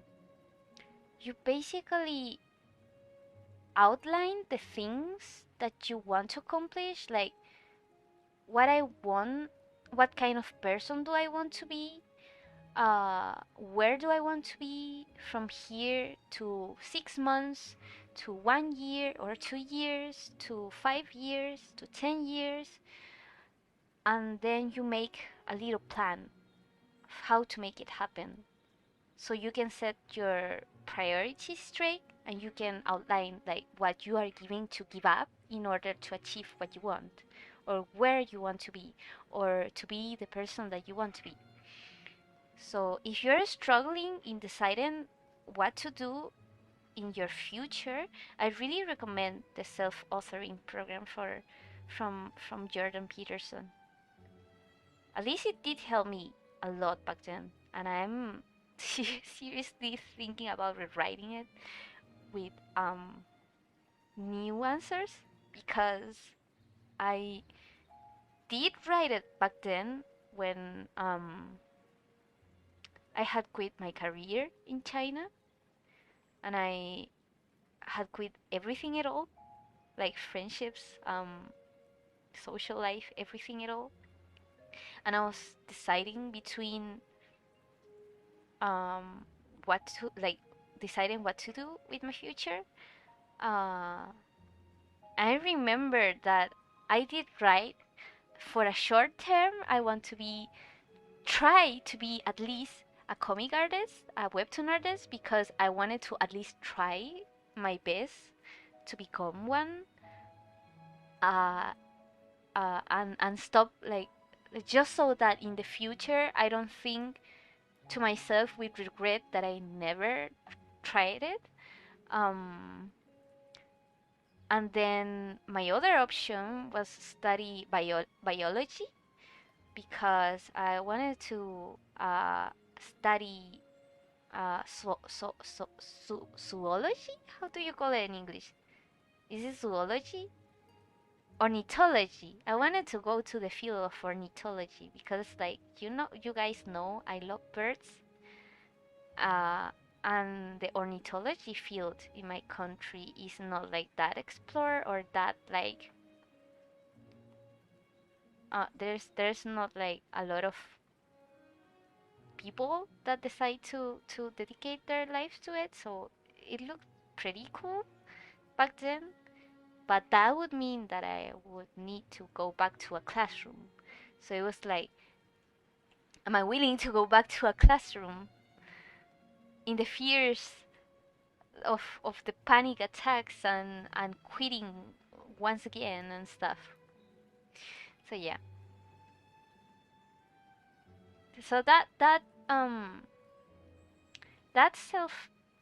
self-authoring program helps you like set your priorities straight, like what is more important for me, for what I want to do, for what kind of person I want to become, to what I want to be, um, in the long term and the short term, and what you are willing to do and give up as long to be able to reach that point. So yeah, really recommend it if you're struggling with what direction to take in your life. But it is really important that you take consciously a direction and not just walk through life blindly. Because when you walk through life blindly, you are really um, vulnerable vulnerable to what chaos can do to your life. When chaos comes to your life and unexpected things um, destroy the path that you're in, if you don't have priorities or a way to go, you're going to be totally lost. And that feeling of being lost and aimless and without purpose and without meaning can even destroy your life or even take your life away in many ways. So that's why it's really important to set up a purpose and set up a direction, or at least that's my opinion. Ah, wrong brush, wrong brush. Um, Once you leave the classroom, most people can't come back to it. Yeah, it's true. It's true. But it's not that like if I really wanted to become something, I think like if I really wanted to become a professional in a field that needs to go through higher education in college, I would do my best to fix my trauma issues with the classroom, to overcome my traumas, to be able to go back and study something. But the problem for me, it was like there wasn't anything strong enough for me to be able to go through that trauma once again. Um, Something that would be like higher than the trauma. So that's why I didn't decide to pursue higher education anymore, or at least for now. At least for now. I don't know if in the future I would want to, or if it would be like even possible for me in the future. But at least for now, I know that if I don't have something that I want to do strong enough to be able to go through that trauma, I'm going to quit once again and waste a lot of money and waste a lot of time, um, and traumatize myself once again. Because it's not fun to be in a classroom full of people and have a panic attack where you feel like you cannot escape, and then go out of the classroom, run to your room or run to the bathroom in your school and just cry your eyes out, cry your eyes off. It's not fun at all, and there's not anything that would make me want to go back to that or face those fears once again. So yeah, at least for me, there's nothing that um, is stronger enough that outweighs the trauma. It might feel more traumatic if you return and your classmates are half your age. Oh my god, yes. That would be even harder. That definitely would be even, or maybe not, because if everyone is younger than you, at least you have the upper hand in the sense that you have lived life more than them and know about things that younger people wouldn't understand even if they knew about it. That you get to know only when you live more life, like live your life more. You go through the ages and stuff and become old. But it also makes me admire the much more the people that go back to college when they reach adulthood, or the desire to change their career path later in life. It makes me admire them the more that I think about it. Remember when I went to journalism, there was a few people, like two people, that were older than us, uh, and that both of them had changed their career path. One of them willingly, and the other one because of life circumstances, they couldn't go through the career that they have chosen in the first place. because of like physical difficulties. So yeah, it really makes me admire the resilience of some people, because you need a lot of resilience for that. Oh, did the playlist end? I think the playlist is over. Should we? Should we? Nintendo? General Nintendo one or Donkey Kong? Maybe Donkey Kong.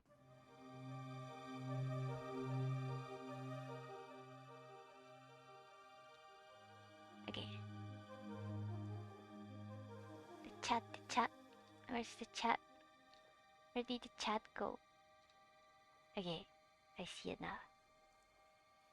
Yeah, it would be really a lot more difficult when, in the sense of that it is isolating, because it is harder to socialize with people that are like farther away from your age. But if I think it properly, it's not that I socialize with people from my age anyways. So for me, experiences like college and school have always felt isolating.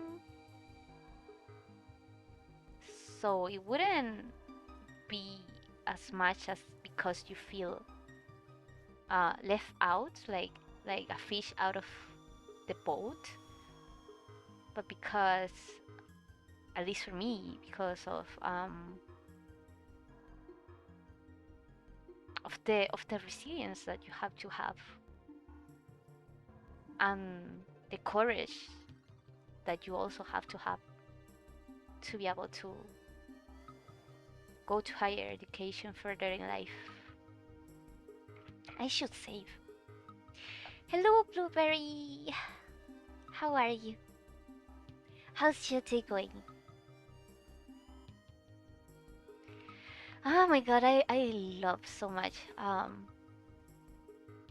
Donkey Kong's soundtrack is just so good. By the way, I've been practicing a lot of, I mean, deciding in the playlist for the next singing live, and I cannot decide the songs, but I'm so excited for the next live. I found a kind of a karaoke machine that I have. It's not a karaoke. It's just an amp um, that can have like, you can connect a Bluetooth mic and stuff, and it really helps me to hear myself a lot more. So I'm really excited to try it out in stream. Of course, I cannot, like, I don't have the cables to connect it directly to the computer, so it would be like, it would only affect the sound for me and not so much for you guys. But I'm still pretty excited about that. So once I finish the episode, we're gonna have a singing stream once again. That I've been delaying for a long time because I was going to do it at the end of last month when I finished last episode, but I just happened to get a cold and not be able to talk or sing for more than a week. So yeah, bruh, the the head looks so weird. It just looks so weird for some reason. Does it look better like this? Like this? I think I like it more like this. Maybe.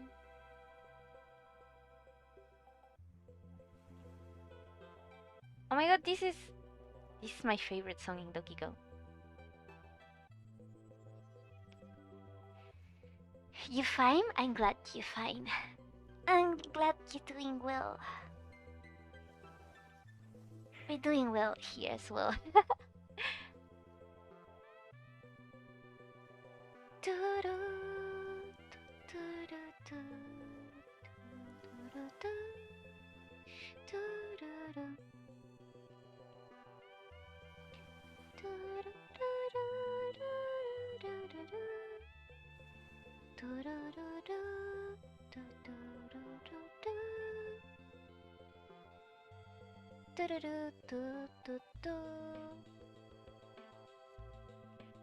I remember you were sick some time ago. Was it Rona? No, it wasn't. It was just a cold.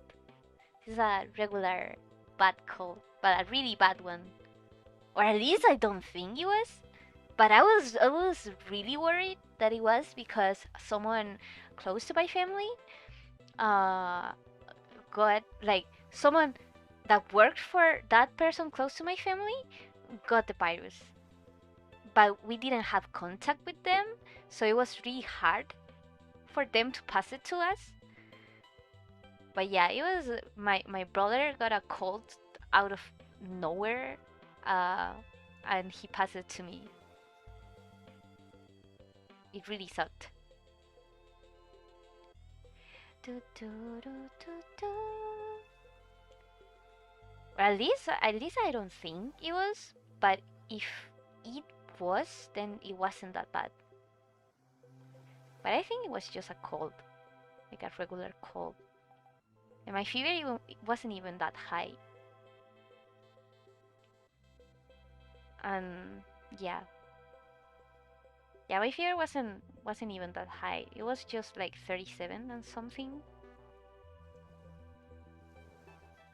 I mean, 37 for me feels like really bad, but it wasn't 38. It feels bad because my body temperature is normally low. So whenever like get 36.7 and point 0.8, I start feeling like feverish. And 37 feels pretty awful. But it isn't like as bad as having, of course, 38. Haven't had a 38 fever since probably last year.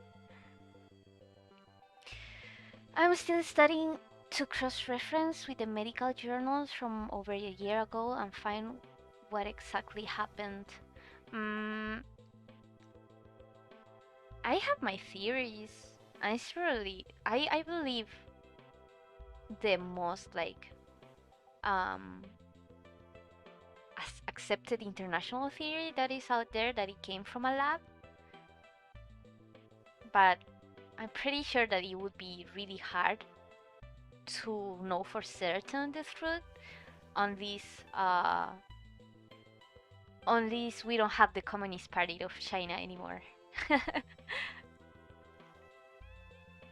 But still the things are like happening, still like governments deciding to shut down their countries at this point of the pandemic is just ridiculous. It's just ridiculous when you have therapeutic options that they don't want to study and they want to push the vaccine when there's like therapeutical treatments.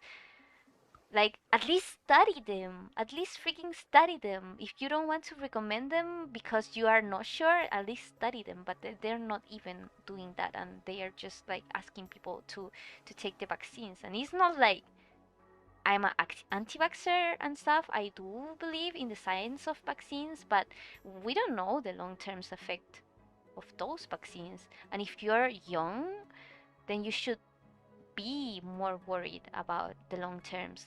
Like, what if you're young and in the future it proves that the vaccine affects infertility and you still want to have children in the future? That would be really bad. It's not like I want to have children in the future. I don't even have faith in finding a partner for myself in the future. But like there's also another like long terms consequences of things, and like generally you wouldn't put yourself you wouldn't put on your body a vaccine that hasn't gone through at least 1 year trial. and the most that we have is for now 2 months. I think it was 2 months the last time that I checked. So wouldn't people should be more worried about that? It's really worrisome. And not to spread conspiracy theories or anything, but it's just like common sense. What happened last December, January in Wuhan was concentrated, fast and lethal. They had over 2 months of free spread, but it never made it to other parts of China and later on appeared in other parts of the world and appeared to be severely milder. Um, I think it was, yeah. The surprising part is that the spread wasn't as high in other parts of China, even though there was a lot of time of free spread. But um, I think that's only because they didn't report on the numbers, because we really don't know the real numbers there in China, let alone only in Wuhan. What is believed is that the numbers that they show to people are at least 10 times less than they actually were back then. And I was actually talking about that with someone I know the other day, that I believe that the parts of the world that had it worse because the world didn't know that there was a virus spreading everywhere. And the thing about this virus is that the how is it? What was the concept of it? Um, there was a name. Well, in simple words, because I don't remember the word, um, the more you are exposed to the virus, viral load. The more viral load that you have in your body, the most hard the virus is going to affect you. And because at the beginning of the pandemic, the viral load was so high for everyone because no one was taking any kinds of precaution, uh, that is why it was so severe for a lot of the earlier cases, especially in China, because in China there's people live more closer to each other. There's a lot of population there.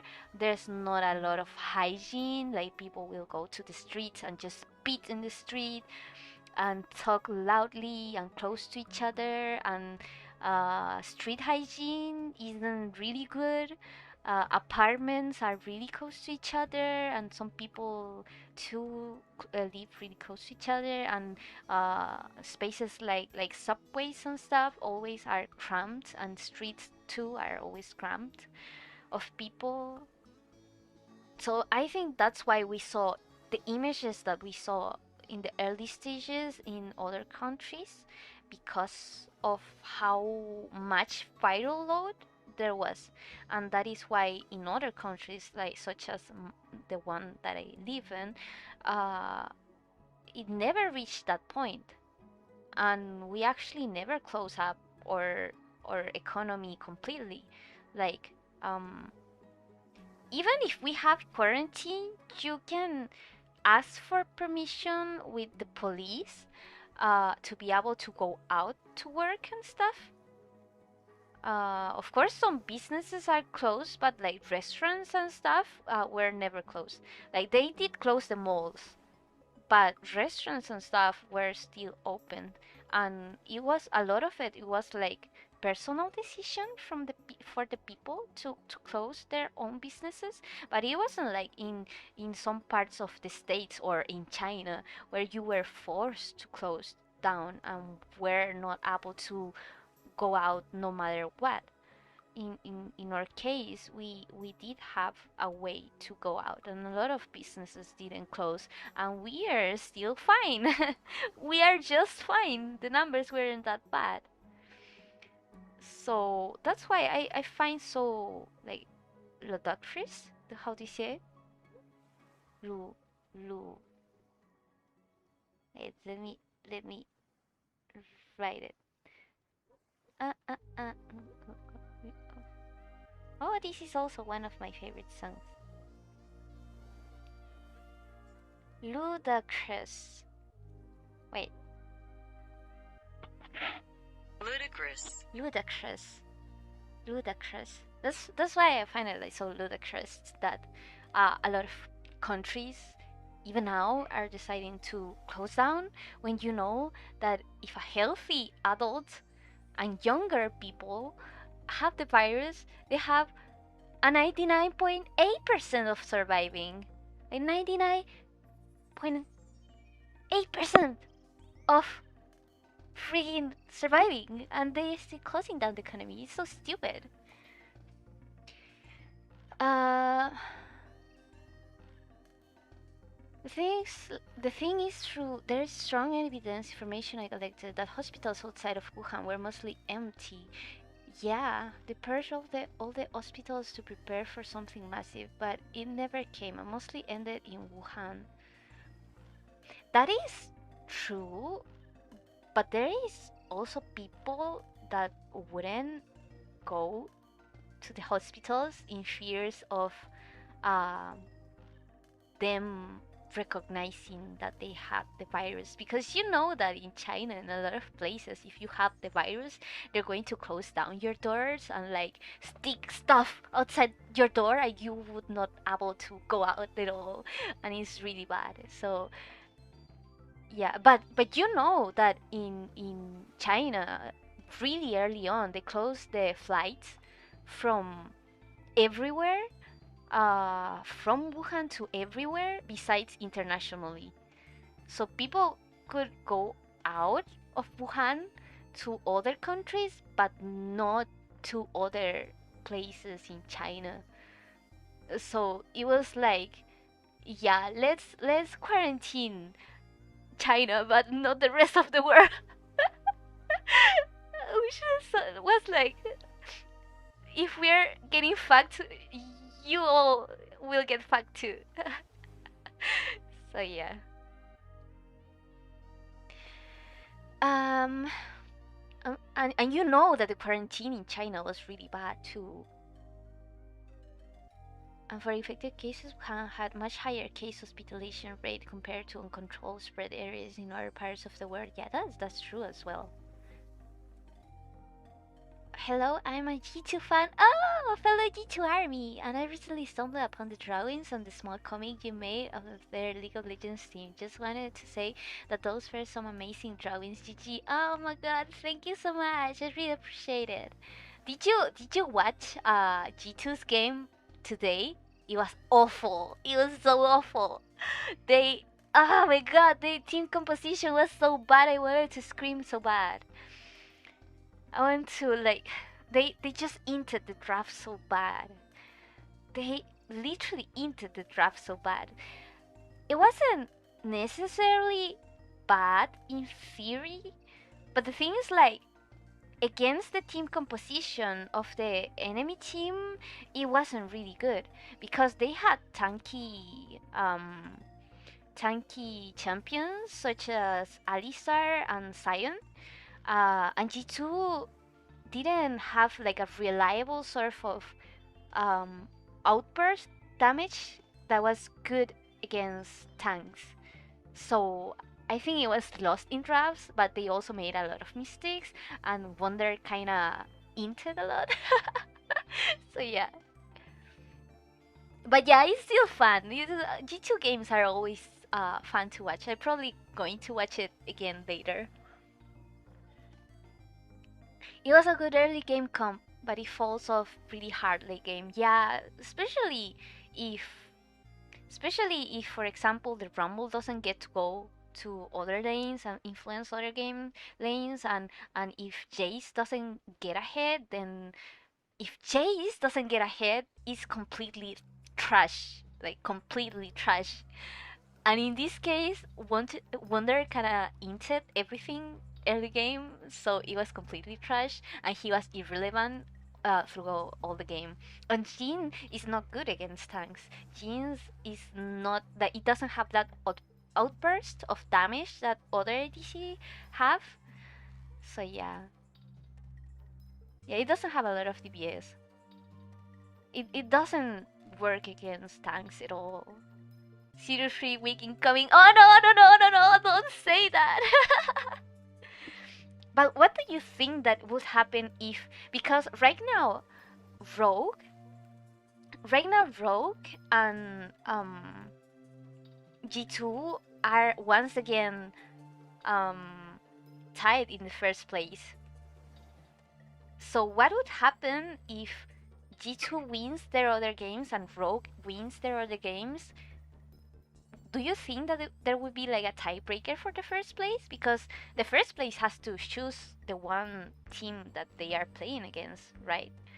So do you think that there will be a tiebreaker? That would be hopefully fun. I say hopefully because last week's match of the day with Rogue, that I'm so glad it wasn't match of the week, was so boring. It was just so one-sided. I mean, I'm glad that it was a win for G2, but I'm kind of sad that it wasn't more exciting. It was really boring. Like it was fun as a G2 fun as a G2 army. It was fun to watch them win, but it was boring in the sense that it wasn't exciting. No tiebreaker because the head to head is 2-0 for G2. But but oh right, you're right. Yeah. Yeah, because G2 won 2-0 against Rogue. Well, then if they win the other two games, then they should be fine. Hopefully, hopefully they don't freaking int the compositions in the next games. I think it was mostly they screw up the early game. They can't rely on Jace to come through. Yeah, but that's the thing. Um, about Jace is that if Jace doesn't do anything early game, he's going to be useless and not reliable source of damage at all. And if you saw it, like in the team fights that happened, he did absolutely nothing. And their only reliable source of frontline was Rill, and Rill immediately died every team fight or most team fights. Like they immediately killed Mickey, and you wouldn't say that Udyr is such a frontline, right? Udyr is not that reliable frontline. Like he goes in front, he sure goes in front, but he's not as good as he used to be. So yeah, yeah, it was kind of a int composition. But if G2 had played it better in early game, it would have worked. Like for example, the composition that they had against Rogue in their first game um, was kind of a difficult composition to play as well, and they managed to play it like perfectly, like literally perfectly. But of course, I also don't want to take credit for Excel because I think they play really well against G2 composition. Like the timings they use and that they knew how to use their timing advantages against G2. And every time that Mickey or try to make a play, like try to roam, they would match the roams. And every time Jankos tried to make a play, they were making a play somewhere else, so they really did play well against G2 composition. At the same time that I think the composition was a little bit of a int for Grabs. Yeah, yeah, Grabs needs to stop inting. Oh, you made it back, Rini. Your Wi-Fi died. Oh my god, I hate when that happens. But my Wi-Fi is so good these days because we changed it, so yeah. Support is never a good frontline. Well, if you have like a really tanky support like a Tamkench, then yes. But it cannot be like your only source of frontline, especially when you're especially when your early game doesn't result as well as it did. But I don't know.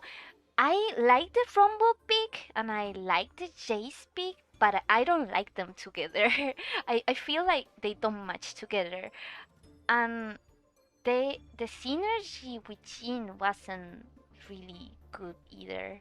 So if you change like one component of that team I would feel better about it. Um, I mean, G2 like to pick hard to execute comms. Yeah, and it's also good for G2 to pick hard to execute comms because it like helps them to practice for international competition. But at the same time, I would like to see Reckless in something different than just the Senna and the Jin. I mean, right now we have seen him in Senna, Kaisa, and Jin, but that's about all, isn't it? And I think Caitlyn? Have they played Caitlyn? I don't remember. But it's like just the traditional stuff.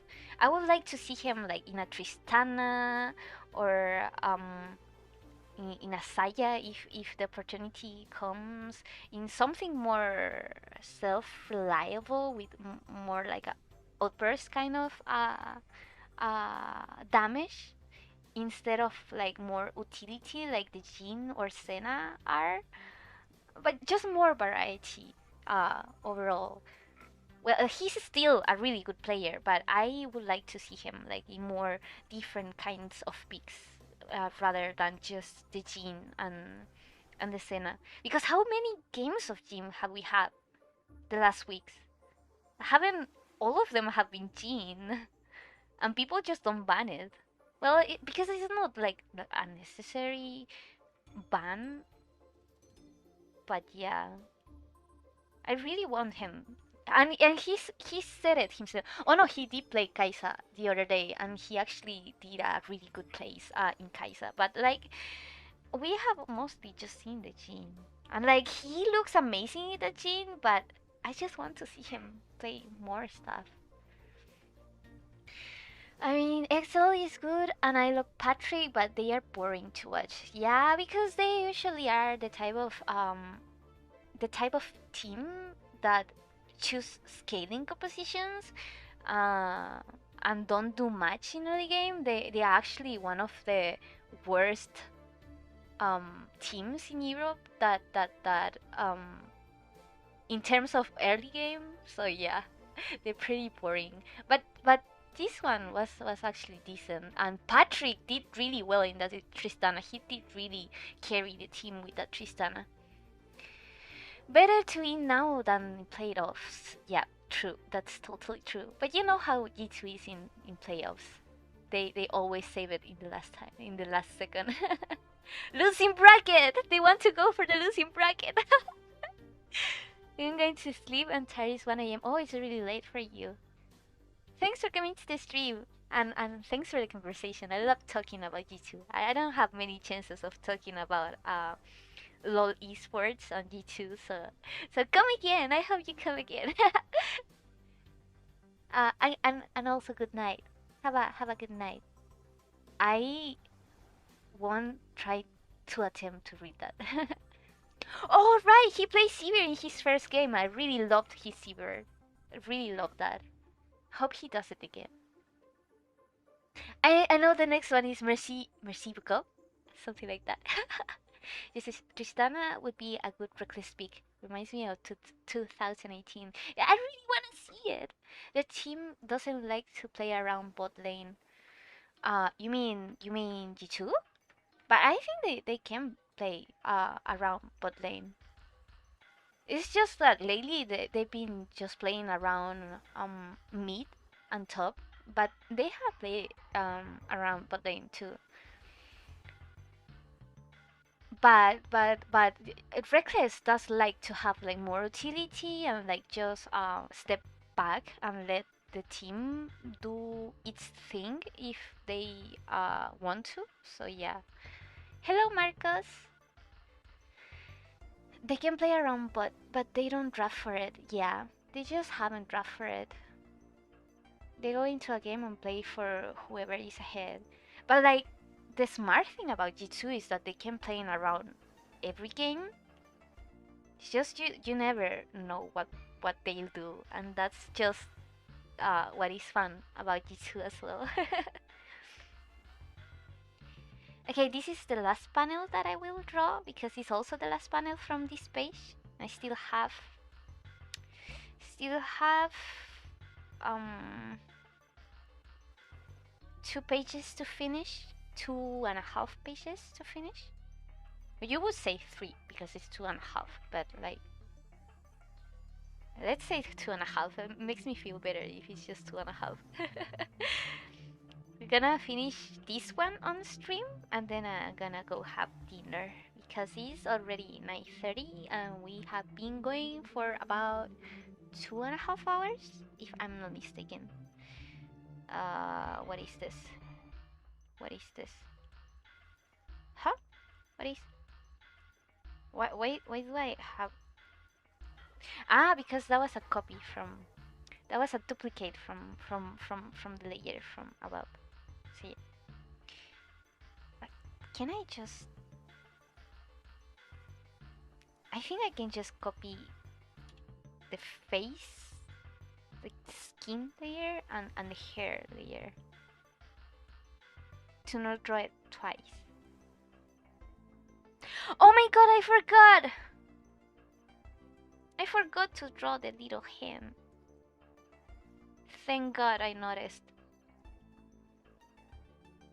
Hand. Okay. Almost forgot. Thank god that I noticed. Um, I will make sure to come again. Lovely to talk to a really good artist. And you seem to be a lovely person. Have a nice end of stream and ending. Let's go, G2 Army. Yeah, I hope to see you again. And thank you for saying I'm a good artist. It always makes me happy, and I always don't know how to react to compliments. Yeah, so excited for the rest of the games because it's Super Week, and I'm so happy Super Week because we have 3 days of LEC. I also want to catch now the LCS because Cadro is I think he's an analyst this week because um Kobe is the one in Misfit. Kobe was in LEC, and Cadro was going to be in LCS. And I also want to see if Cloud9 go back to like good games because last week against TSM and against TL it was kind of int, to be honest. Like TL one I didn't pay attention to it too much. I don't even remember what was the team com, but man, the one from TSM was so upsetting, so upsetting. I mean, I want to root for TSM because I like Sword Art a lot, but of course I'm going to root for Perks because like it's Perks and I cried a lot with Perks. Um, when Perks, well, when they announced that Perks was leaving the LEC and leaving G2 with that. But I'm happy that he's happy right now. But yeah, last week, oh my god, last week Perks in the TSM game, what a huge weight of just inting in a G2 fashion. Oh my god. I'm a solo queue pleb, so I just root for whoever is winning. uh, I watch a lot of um. I barely play. I haven't played LOL in a lot of time, in a really long time. So I wouldn't say that I'm a solo queue person, but I really like for example, my favorite to watch is LEC. I used to only watch LEC, but since Perks left G2, I've been catching up some of the Cloud9 games, but that's like about all. Maybe sometimes I'm going to see like TL and TSM, but it's not too often. So I mostly just like to watch Cloud9 because of Perks. But yeah, last game he was truly a G2 and a XG2 player. Internet all the way. Not to say that he's the only one responsible for losing the game, um, because the draft was kinda int in the sense of, I mean, I did like the Caitlyn Morgana, I just didn't like the Nar. Like, I didn't like the Victor, but I especially didn't like the Nar because you cannot have Nar as your reliable frontline because it's not reliable at all. Like he can be reliable if he's like Mega Nar, but he's not going to be Mega Nar in all the team fights except if you have like great timing, which didn't happen.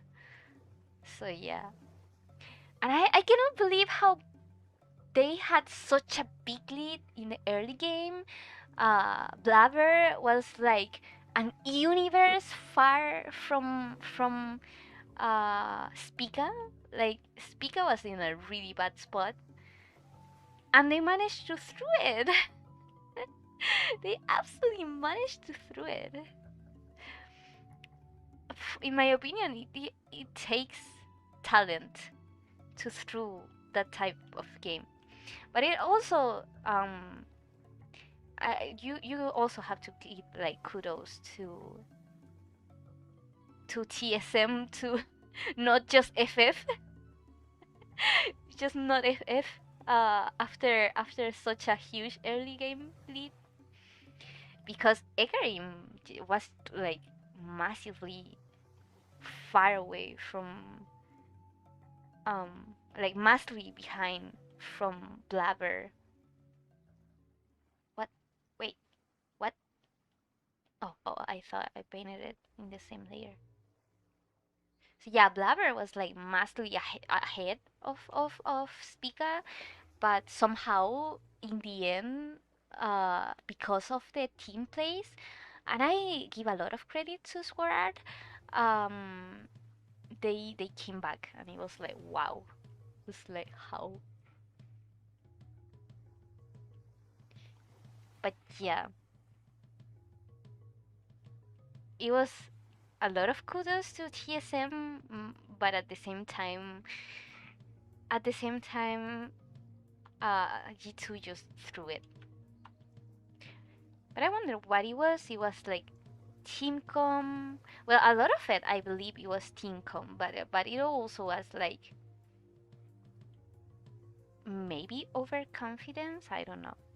Maybe, maybe.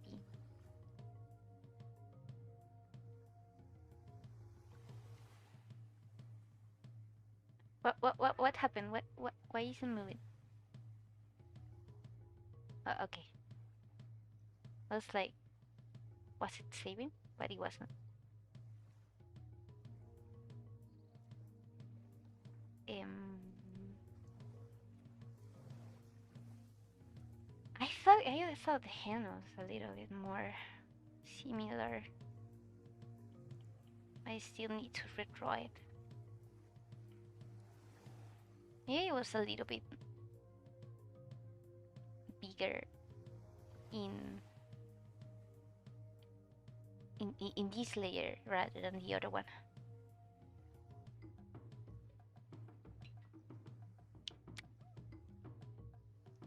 Oh yeah, I wonder. I wonder how MSI is going to be. I'm so excited about MSI.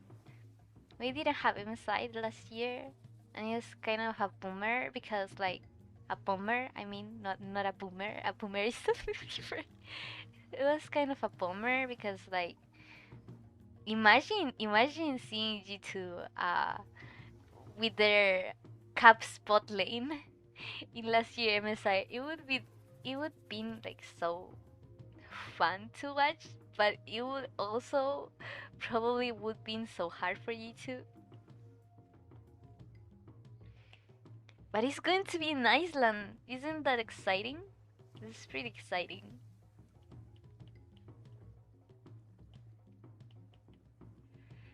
Uh, I wish there are more support mains in solo queue. You mean in an A? Yeah, I heard from Berks that, well, he said it in stream, because if I say I heard from Perks, it sounds like I talked with Perks, which is not the case. um, I heard from Perks stream that support role in NA is like really bad. Like supports in NA are really bad. That's what they say.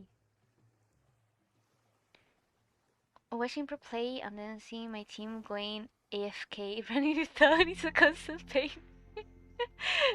Imagine for me, my region is much worse than NA. Most supports are whoever gets out of heal. Yeah, people normally don't like to play support. They like to play in their own lane and stuff. For for myself, I like to be super more, because more than playing for myself, which feels a lot of mechanical responsibility, I like to have more of a macro play, like more of a macro um um role, and that's why I chose being a super main, which is not that surprising, because generally girls like to play support more than other roles. It's like a stereotype and stuff. I mean, I used to be a jungler, but it's just too stressful, man. To think about the response timings and stuff is just too stressful.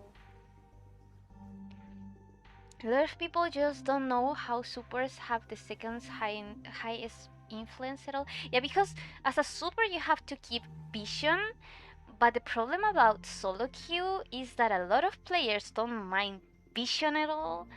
Like, don't think about macro play, about map awareness, about vision, and like about map movement, and they don't realize how important it is to have like a vision importance, because if you just don't look at the map, then of course vision is not important for you, even if it loses you all your games, because you are not aware of the importance of the map, then you wouldn't value the role of it.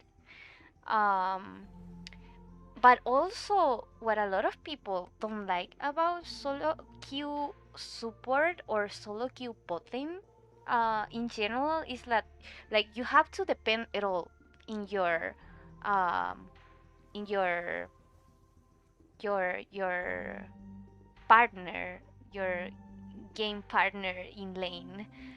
Because if they int it, then your lane is just lost. You cannot solo carry a game as a support uh if like there's not winning lane. Like, you depend a lot in having a winning lane, especially in for example I liked in the past to use Yumi a lot, because it like help me boost someone like a winning lane. But the problem is that if you don't have anyone to boost, then you're just completely trash. Like, just completely trash. So yeah, you really depend a lot in, like, for example, if your team doesn't use advantages that you give them, you're gonna lose anyways. For example, if you have good vision score, and vision depends a lot in timing, in like creep farming, and timing of the lanes and priority and who's ahead where. um but if you're able to give your team a lot of vision advantage, if they don't know how to use it and take advantage of it, then your role is just completely useless. So you as a super main depend a lot that your teammates are not brain dead. Yeah. While being like um mid main, it's a lot of like playing for yourself, and you do have the chance of solo carrying a game if you are completely and absolutely fed, and also your rest of the team is not brain dead. Um, One thing that good supers do is recall and then gank top at level 3. Well, you can also gank mid at level 3 or before if you have like lane prio or good like timing, because it depends a lot in the state of your lane. Like if you uh, had the advantage of pushing the lane and then just like cheater recalling, then you can take that timing advantage and go mid or go top and influence the map in that way. But as also a former jungle main, you also know that if your team doesn't know how to play around your ganks, uh, then they are totally worthless.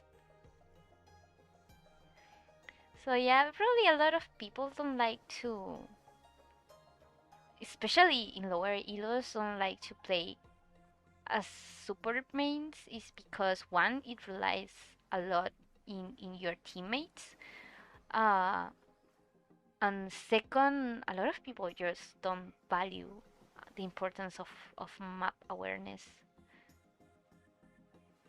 or even just the role in itself.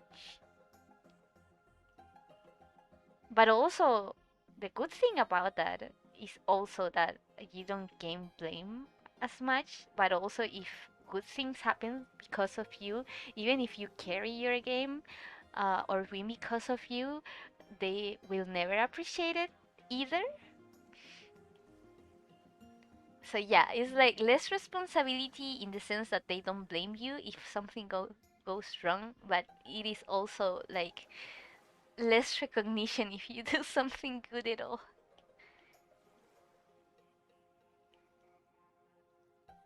And I think a lot of people also don't like that. Like they like to be recognized. They like to be like, I carried the game. I was the one that won it.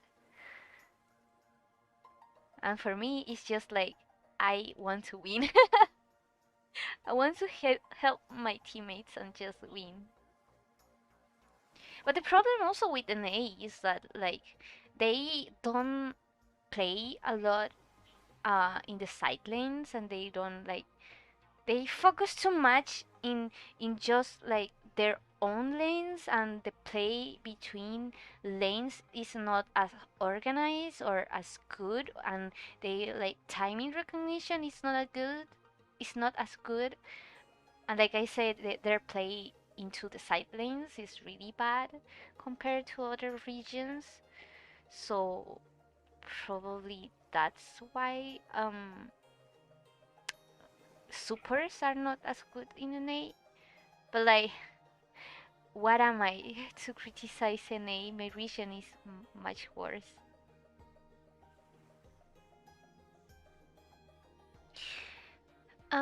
Just supporting the ADC is not the right way to play. Yeah, you have to support the whole team. Like, in the early game, you have to support the ADC in order to have like good timing and give early advantages in order to unlock other lanes. But uh, at certain point, it's just not about um the ADC and bot lane, and a lot of people just stay in bot lane.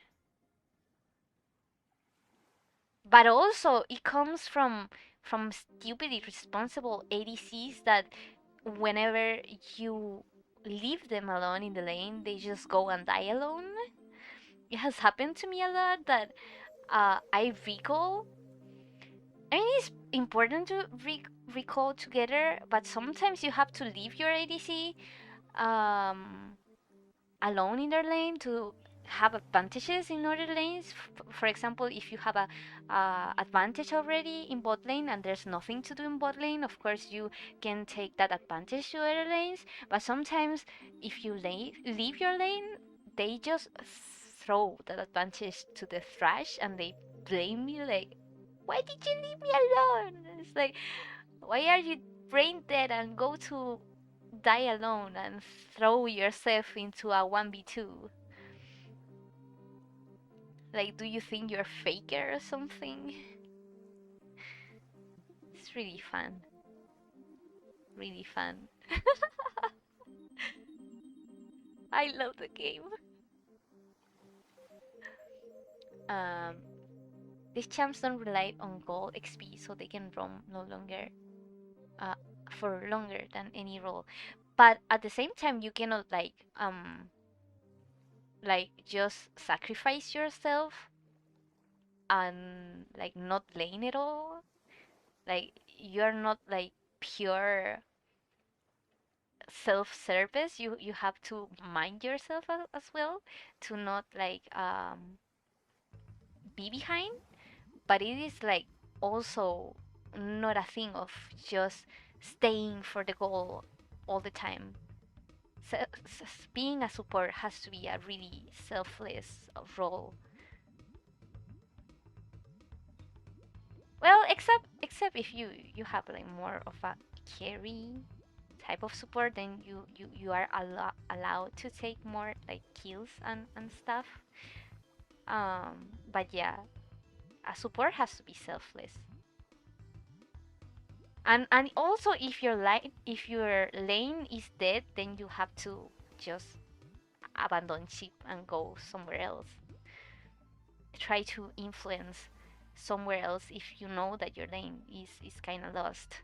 Cause a lot of ADCs, and that included a friend that I used to have, think that you have to be next to them all the time, but you're not a babysitter.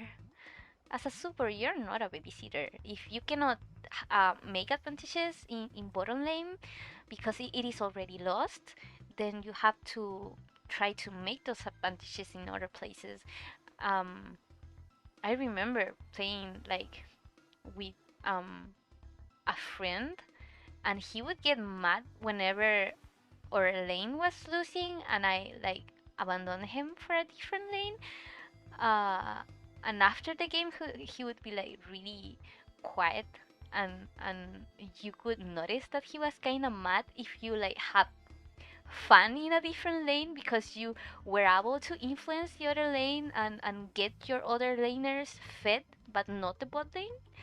I remember he would be like, "I why don't you just go and play with this other person?" I would be like, "Dude, we just got him fed and had fun. It doesn't have to be about you always." Some ADCs can be like that. It's me. Just me. Loila just devolves to Aram by 50 minutes. Yeah, no macro at all. I drew a hairless cat once. Is this your own manga or is it just drawing? It is my own webtoon. The link is in the description if you want to check it out. Um, a hairless cat once. How are they called?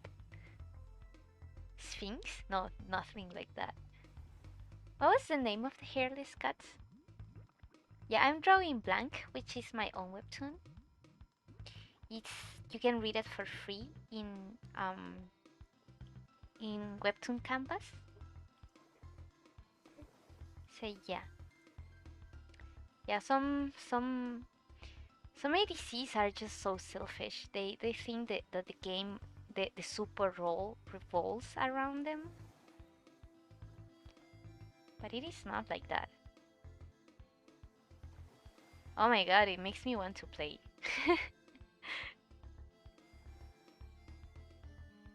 Talking about the game always makes me want to play the game. But I have to finish this episode. Um, the blush, the blush. Didn't I listen to this song already? Or is it different? I thought I already listened to this song.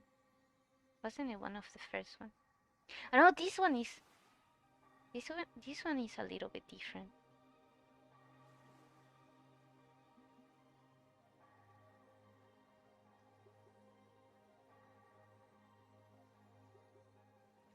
Okay. We finished the page. Yay! And luckily, we just finished because I'm just getting hungry right now. So this is pretty good timing, isn't it? I hate it when I'm like in the middle of the page and I'm getting hungry because it's so hard to draw when you're hungry. And since I'm streaming, I cannot like go for a snack. I mean, I can. I theoretically can. But I would have to go up and go for it. Ah, we finished the page. Nice. How long did we take? 3 hours? Um, to be honest, I think for solo queue it's better to have a support mid or jungle duo than ADC support. Yeah, I, mid jungle duo or jungle super duo are pretty good, generally. But also you have to have a duo that will not will actually talk to each other and know how to communicate. I still have to learn how to communicate properly, but it's not like nowadays I have anyone to play with, anyways. This way you can maximize your influence. At the same time, it's like it is good to have a reliable ADC to play with because if your ADC loses your game, then it's not fun at all as a support. uh, it is also not fun for an ADC if they get a bad support. Well, at least this is what I commonly do when I smurf or push someone. You're good enough to smurf someone. I I don't know. I haven't played in a while, so I would not be able to comment about that. Man, I should go back to the game, but it just takes so much time. In the sense that you say I'm only gonna play two of them, two games, just two, and then you end up playing until like 5 a.m. Always happens. Okay, we finished. Yay! We finished the page. We finished the page. Okay, gonna save. Gonna leave it like that. And we gonna call it a day. Um, I was gonna say probably gonna stream tomorrow, so look forward to that. If you guys want to come back tomorrow, I'm gonna shout out my Patreons before signing off. So thank you to the Clover tier, Benjamin, Jacqueline, Kevin, Nesitani, the crew tier, Jessica, and Saima.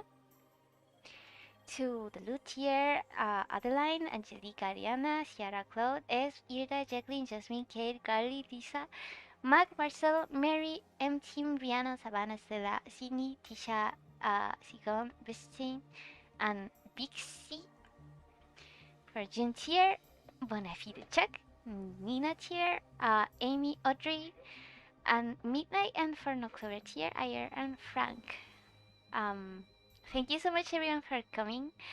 If you enjoyed the stream, don't forget to subscribe for if you want to come back and check the other streams and hang out with me and everything. And don't forget to um, turn on the notification bell so that YouTube notifies you hopefully every time that I go live. If you want to read my webtoon, such as the one that I was working on now, you can do it in the link in the description down below. It's called Blank, and also another one that I haven't uploaded in a while that is called The Soul.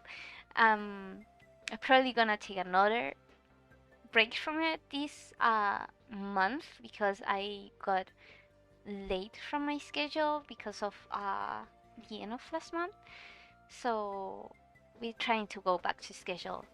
And if you want to support me on Patreons for things like full resolution, illustrations, and news and sketches, and also my exclusive webtoon, my exclusive NSFW, not safe for work webtoon, you can do it in Patreon if you can. If you can't, then just like commenting and liking and sharing and all those YouTube stuff helps out a lot. So, anyways, thank you so much everyone for coming to the stream today. I had a lot of fun. I missed y'all so much, and hopefully see you tomorrow.